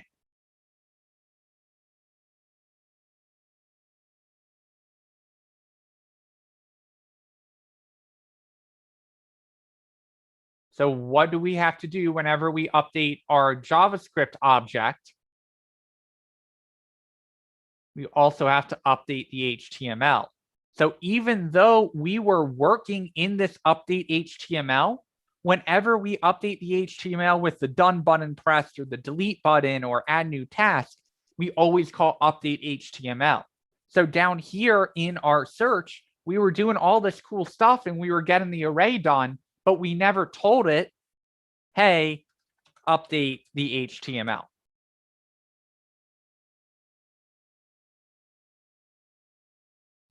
So I'm going to save that and come over here. I'm going to stop opening my email for the nth time. I'm going to type in 1. I'm going to hit search and look what pops up. And I'm going to type in 2 and I'm going to hit search and look what pops up. So before we go on break, I am going to go back to my code. I am going to remove this console log because it's best practice to not have console logs laying around in your code. And I'm going to go up to my update HTML and remove this console log as well. And just to prove this is working, if I type in item 2-1 and I hit add to do, when I come to my search and I hit search again, you'll see both of those search results come out. Okay. Guys, ready for a break? Ready for the speed demon to stop? I'm going to stop this for anyone who is somehow scarily coding along this quickly. I am going to share this code in the pasted code channel. And then the good news is this time I am not actually lying to you. We will actually be out of JavaScript. We're going to spend probably 15 minutes finishing off our styling in our bootstrap. And then we will be done for not only the evening, but also the week. So take a break and we'll see you guys at 7:45.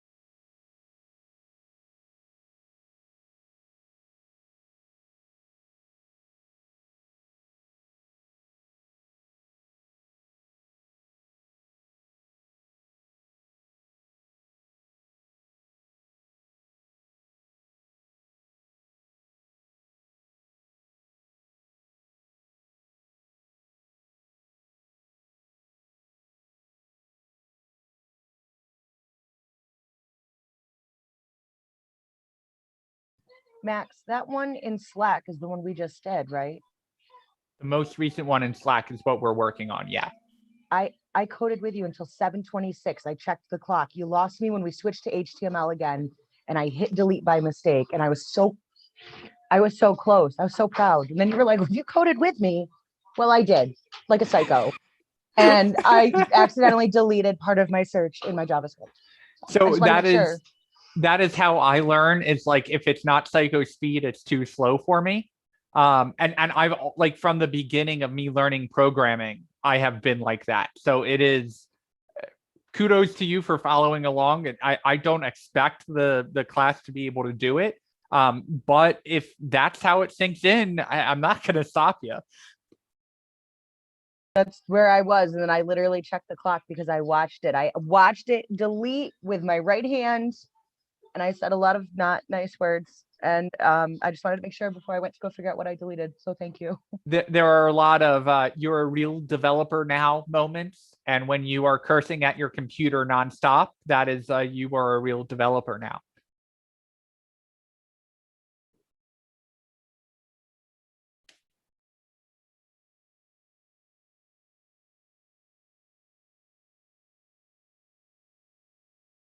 The joke is, you know why they called it Windows? It's because whenever you worked on one, you wanted to throw it right out a window.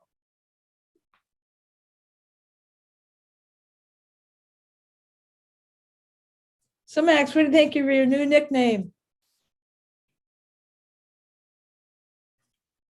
I'm fine with it. Pacing is one of those things where it's important to know as an instructor that you're going too fast. This is one of the nights where I am intentionally speeding through it. But you called yourself a speed demon or whatever Yeah. it was before break. So then I said, we shall now call you Sonic the Hedgehog. That's all. Just because you said it. And I'm like, but it will come. I'm older. My brain doesn't go so fast. It's okay. And this is less, I think, like the JavaScript arrays and objects and all of that. That is a concept that you just want to spend time with and practice getting in there and practice, nesting down that far and all of that stuff. This HTML stuff, other than the search that I just wanted to slip in there as one final feature, the HTML is largely a copy and paste exercise and just tweaking it back and forth, right? So hopefully this HTML stuff isn't any new concepts. It's just a matter of how do I bounce between Bootstrap and layer in the styling that I want. And so that's why I'm kind of going fast and not slowing down for people to catch up. Because I think it's one of those, like, you just practice layering in components. And that's just something that just takes time to do. Yeah, and we have the videos, that's the thing. We can, go through, and it can really like absorb it, because the more time you're exposed to something, the better you learn it. That's the whole, I was going to say something, I forgot. Oh, the thing that's happening to me is when I go to make a web page or a website, as in Capstone, stuff isn't doing what I wish it would do. And it's not going on the part of the page where it should. And it's like, I obviously don't understand this stuff. So we're about to use Grid, the Bootstrap Grid. And I'm going to show you a very easy way where I can say, like, I want this stuff over here and this stuff over here, or like, this should just be a split. I just get it to show up with this stuff on the left and this stuff on the right. So we are going to do an example of that in a couple minutes. So there's some Bootstrap software that sort of helps make it a little easier then once this, we understand the grid thing. Yeah, so the Bootstrap Grid is what you're about to use. I could spend 6 hours on a stupid nav bar. And it's like, wait a second, this is too whatever. Okay. And you can see the default nav bar is like exactly what we wanted, right? Like the search is on the right and the things on the left. But if you go into the Bootstrap documentation and you go, yeah, but what I would really like is some links in the center, you can use Bootstrap. If we go back to the nav bar. Yep. I know this page well. They've got links over on the left. But if we scroll down long enough, we will find how to get those links They're going to make a liar out of me. I believe you.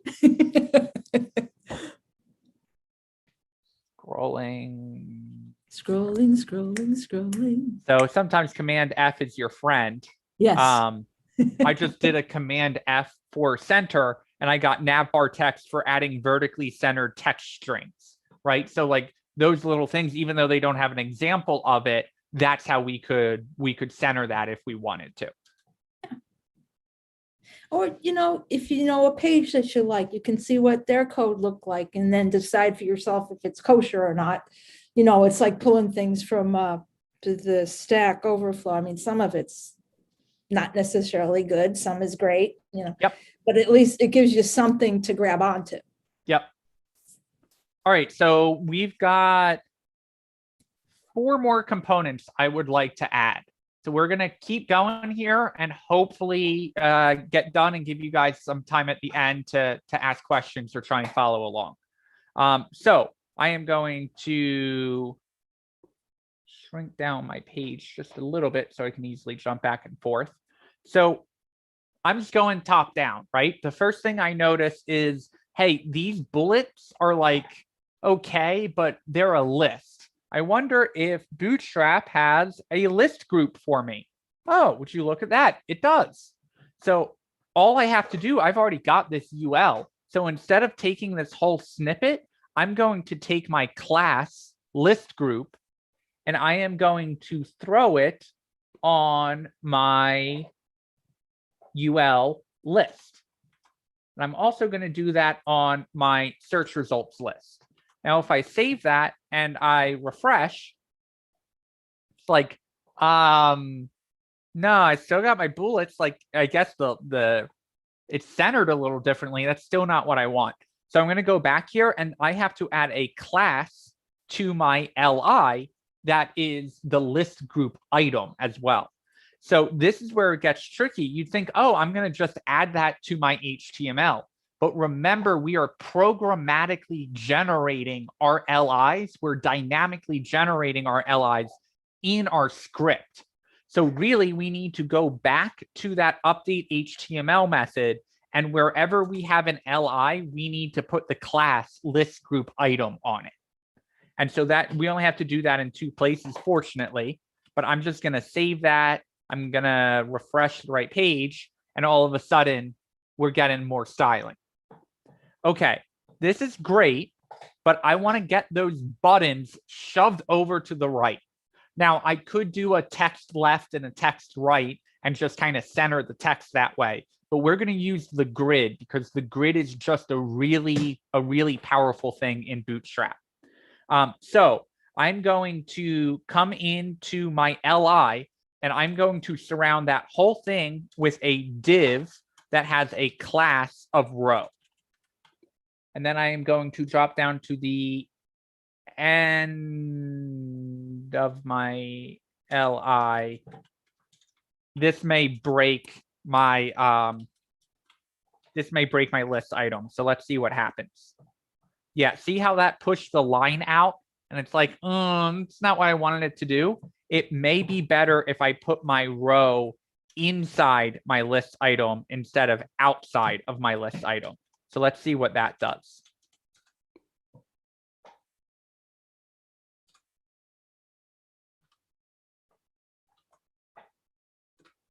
Talk about your indentation being bad. I'm a hot mess right now. That goes over one more.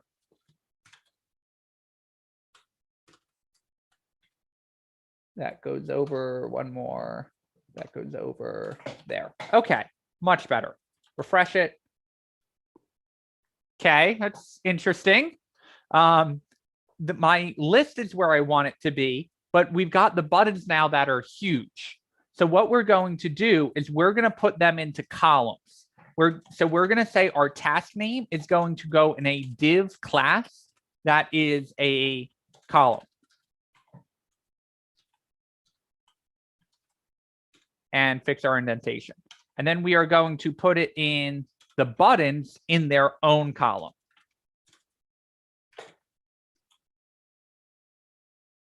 Move that over and we refresh And all of a sudden it's like, hey, that's not bad. That's kind of what we want.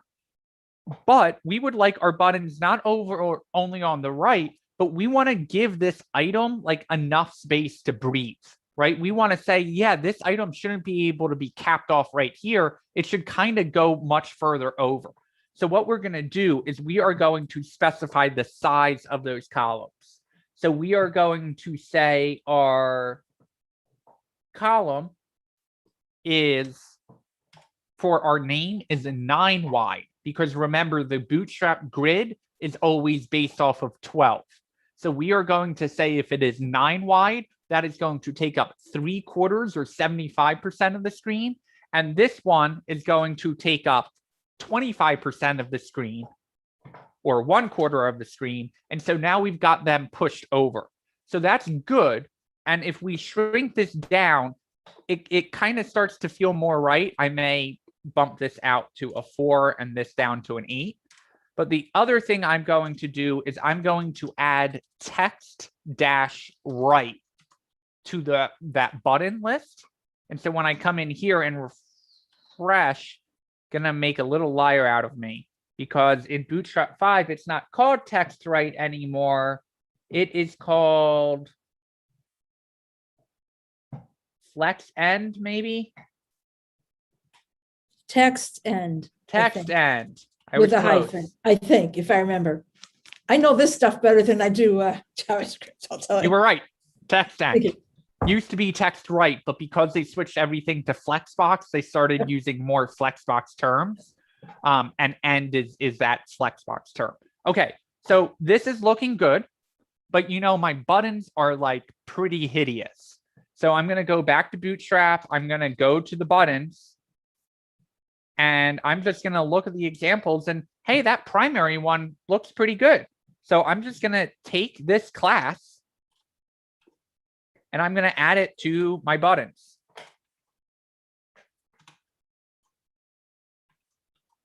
I'm gonna come back here and I'm gonna hit refresh. Looks much better. But you know what? Red for delete just sounds right. And look, they've got a red button there. So I'm gonna come in here and I am going to grab button danger. And instead of using button primary on my delete button, I am going to use button danger. So look at that. That looks prettier. And you know what? Done is a green thing to me. It's almost like I am successful. So I am going to come into here and I'm going to change the primary to success. Now all of a sudden we've got pretty colors there. All right, we're doing well. We've got one more thing that I want to clean up. This enter new to do here. That just isn't right for me. So what we're going to do is we are going to do a search for forms, and we are going to get an example here. And what they are saying is the form doesn't need a class on it, but we do need to add a class if we have a form label and also a class for the form control. So I'm going to go back to my HTML where we have our form, and I am going to just add the class form control to that. I'm going to refresh. That looks good. Our add to do button and our reset button are pretty ugly, and we should probably have like a form label on that. So I'm going to go back to here. I am going to grab their label, and they are using just a class there. So I'm going to go here and I am going to add a label that's using my form label class, and I can say new to do task name. And I'm going to refresh here, and that's okay.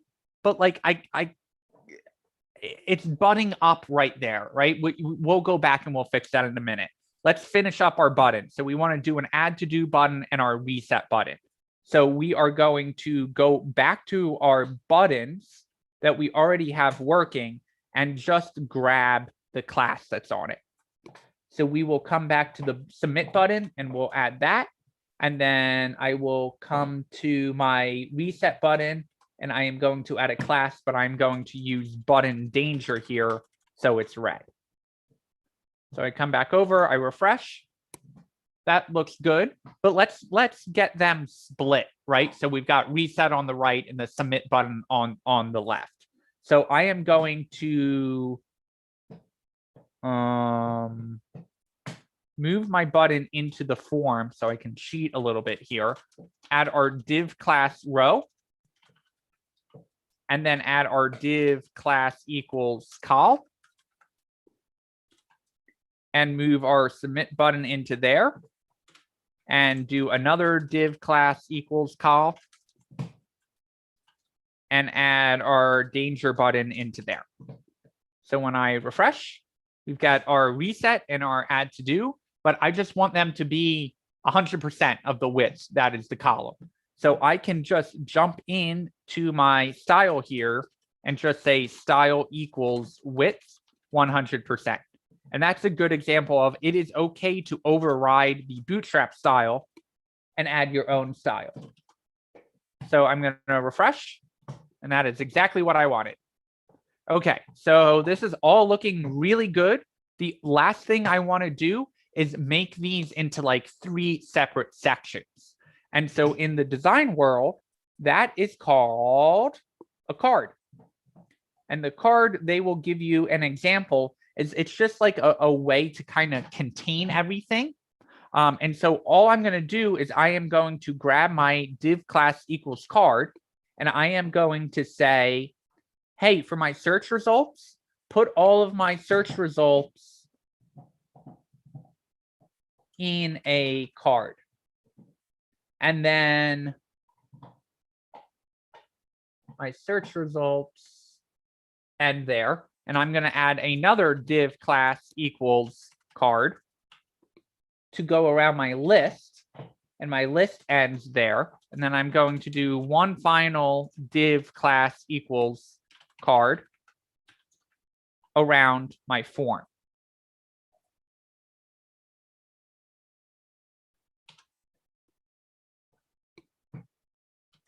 Oh no.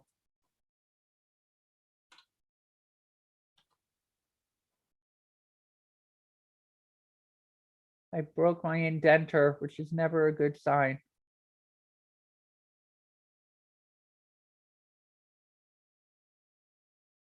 Search results card, div class card, div ends there. Prettier, what are you complaining about? Div class card, form, closes the form, div closes the div, main closes the main, body closes the body. All right, we'll just do it by hand. I'm gonna quit VS Code and open it. Whenever prettier stops working, it means that you have a closing tag that's not matching an opening tag or vice versa. But every now and then, prettier likes to crap the bed. And so we will see if it was me. It was me, crap. All right, I'm gonna back. I can't back out of it. All right, well, let's just see what happens in the browser. I'll come back and fix it in a minute. So I'm gonna refresh. And that kind of did what I wanted it to, although my search results aren't in a card.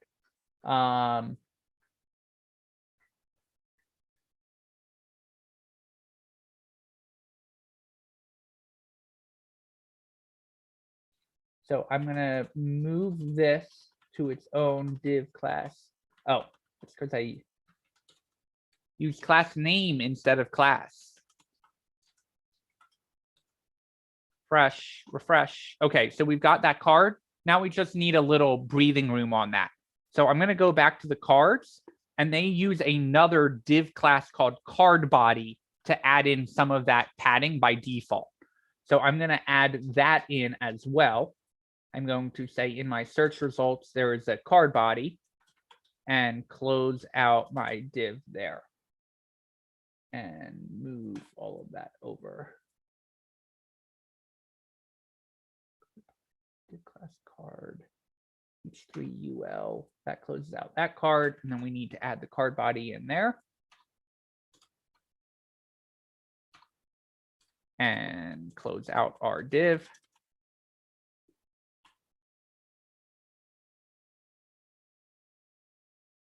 Pretty or you're killing me right now. Okay, and then one more card body and close out the card body.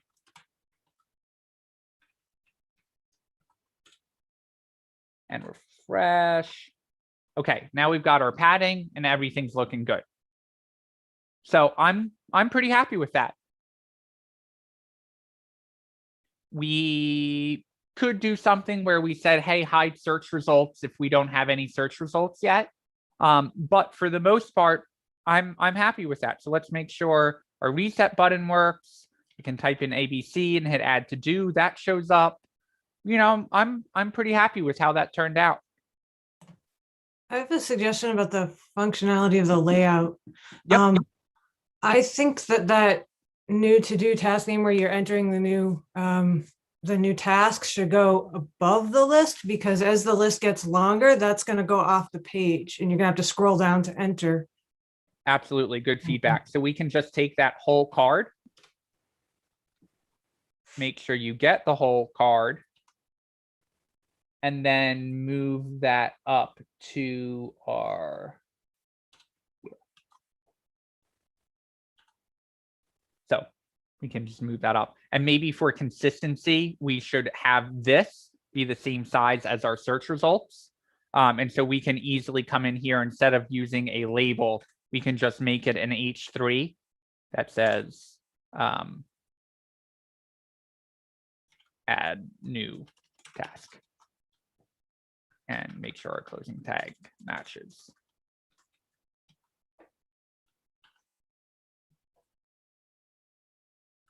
And add our semicolon in for consistency. And if we wanted to, we could probably go to our cards, and we can actually do this in our CSS. We can just say card, margin top, 10px, margin bottom, 10px, and refresh, and we get a little breathing room in there.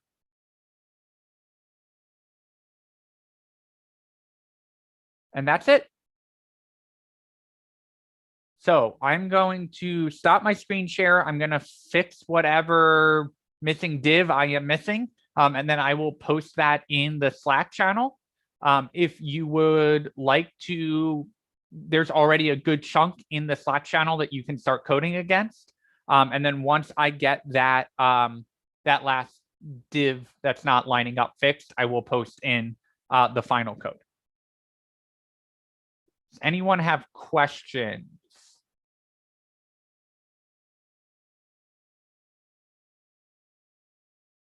Anyone amazed that we can get to what we got to in just an hour? You were driving. I just went on for the ride and I got whiplash now. Are you going to put this up in the repository also? I will. Yes, I want to fix that one div tag that I'm missing, and then I will put it both in Slack and in the repo. Thank you. Latonia, you should never use class name in regular HTML.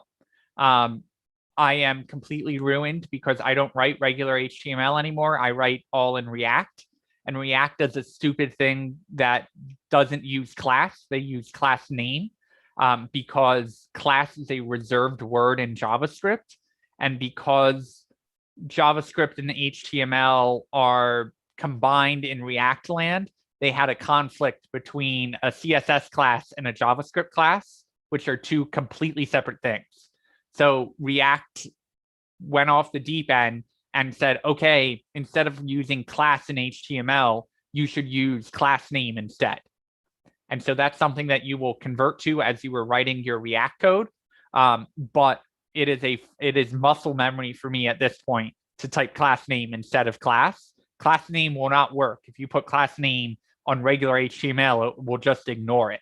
But if you put class in React, it will just blow up.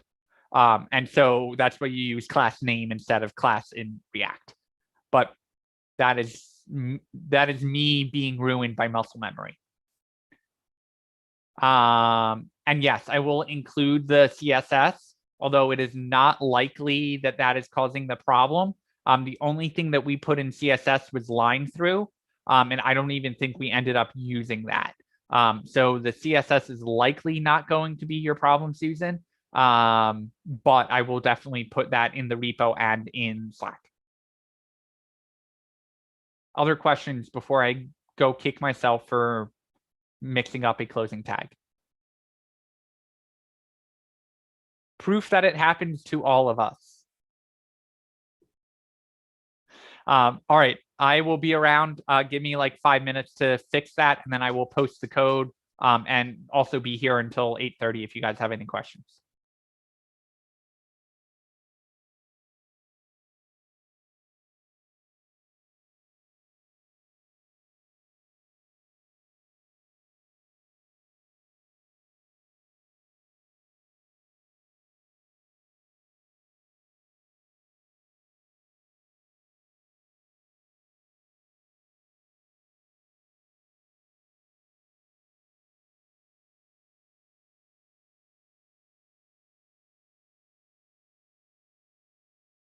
Are we submitting that other one for homework?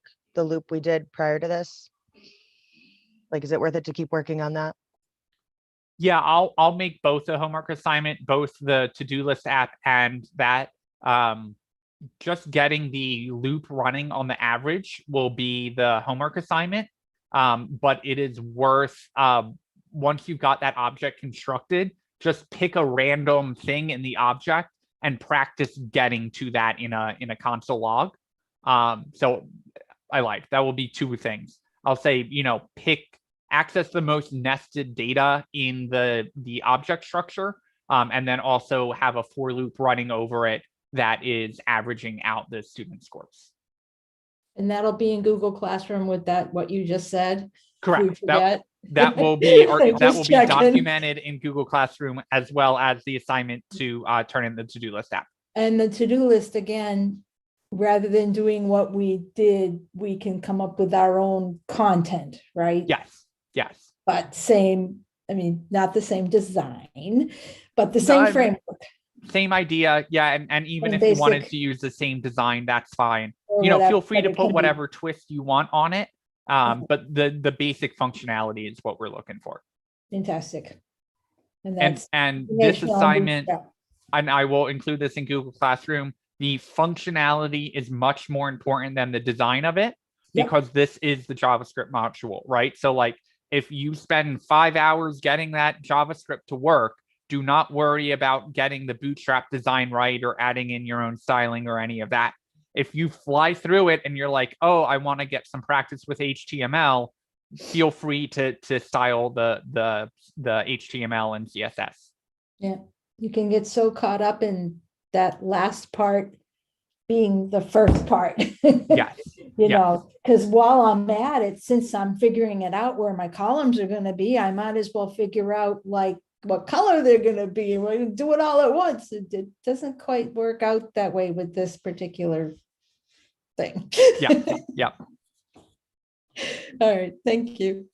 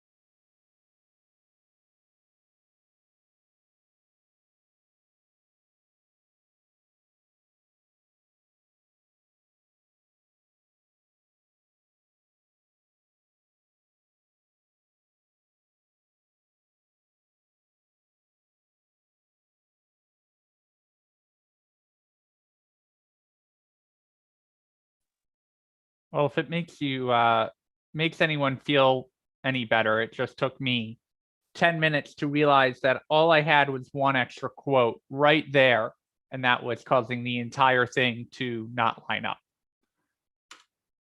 So That's there the kind are of thing I do all the time. there are consequences for going at the speed that I was going. So I can now share this code and put it in the repo, and then Susan, I will be all yours.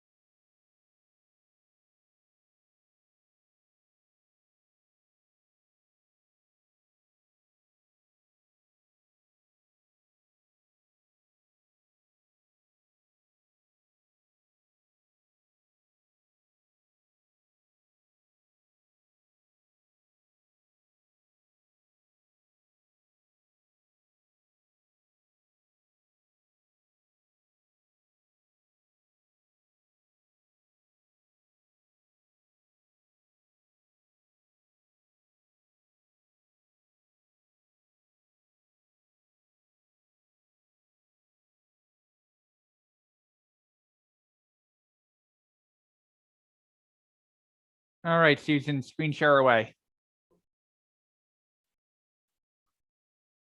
Everything is in Slack and the GitHub repo now as well. All right, let's start with the browser. Yeah, so your edit button. Okay, so let's go to your JavaScript and go to your update HTML section. And yep, right there. So HTML to update, line through none, opening, closing, to-do list task, on click, edit.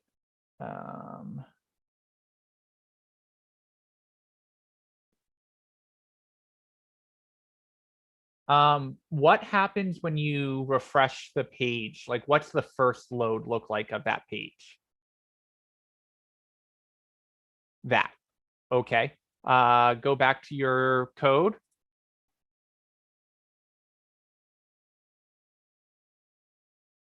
We are missing a closing quote on line 74 right before the closing arrow. So we've got a opening quote here. We are missing a closing quote here.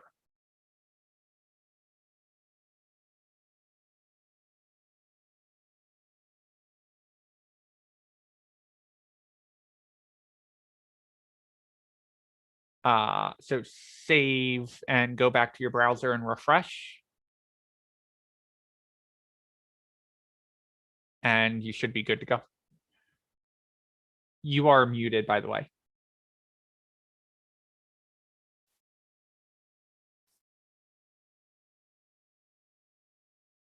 Unmute. Okay. Never mind. Sorry. This other computer is touchscreen, so I'm constantly like, it's so confusing. My mother has switched over to just an iPad. She doesn't use her Mac anymore. But whenever I put my computer in front of her, the first thing she does is. Yeah. Well, this is like a Chromebook, and it's actually like the screen is easier to use and the touchpad is really stiff. Yep. So, all right. So now I'm caught up with this and I can do my styling. Cool. Okay. Thank you. No problem. Great. Would anyone else like to screen share? Okay. I will be around for the next 9 minutes if any questions come up. and I know I've been saying this over and over again, but the important thing here is not just that you're getting to the final version, but you understand what every single letter in your code is doing. So if you don't understand what's going on or how that for loop is working, or what's going on, or what is the document again, or anything like that, those are the questions you can either throw out now, throw out in Slack, or bring to office hours tomorrow at 7. I am going to throw out that 30-second feedback link for the last time this week. We as instructors are meeting tomorrow. So we will talk about the future of that form and whether we're going to keep using it, or if we're going to use the weekly feedback form instead, or anything like that. But I will have updates for you. I will have updates for you on that next Monday. But for now, I'm going to grab link for you guys.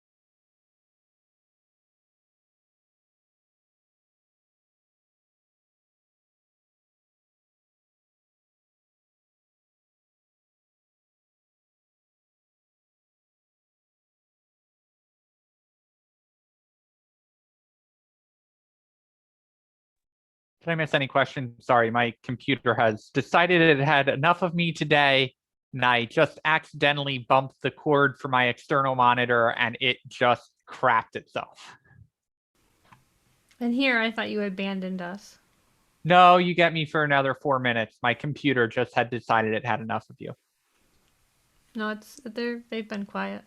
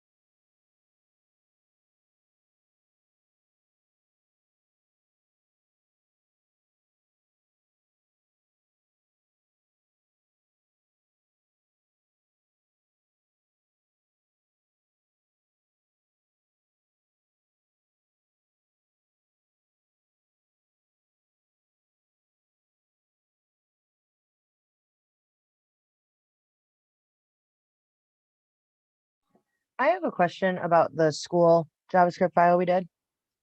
Yep. How does it know which name you're referencing if you have name for the schools and then name for the teacher? Like obviously teacher property is going to go through name, but how do you distinguish that later so you're not confusing yourself like I've just done the last 10 minutes? So it's all what level deep you're in. So if you are in schools, 0.teachers 0, when you say .name, it is then going to assume that you are looking for the teacher's name. But if you did school 0.name, then it knows you were looking for the school's name, not the teacher's name. Does that make sense? Yes, no, I'm looking at it. I'm like, I recognize we're referencing one and not the other, but I've just confused myself a few times now. But as long as I keep it on the right side of the How far class, nested you are. Yes. Correct. Yes. Okay. And that is a very common thing and kind of something that I did intentionally in the data structure is because, students have names, teachers have names, schools have names. So having a key repeated at several different levels of the object is a very common thing that you'll run into. And so wrapping your head around, like, literally by the time you get nested that far down, the computer forgets about everything upstream and is like limiting your filter down almost to the level of the object that you are working on or array.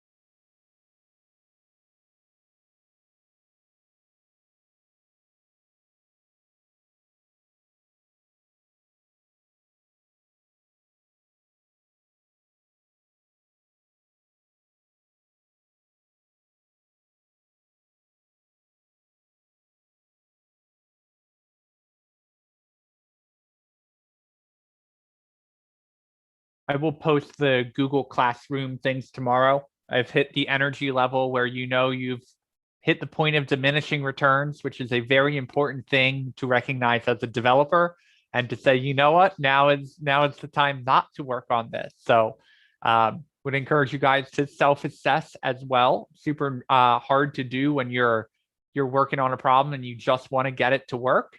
But it is 8:30, so both of these assignments will not be due until Sunday at 11:59 p.m. I will try and grade both of them and give you feedback on them. Try and get something submitted.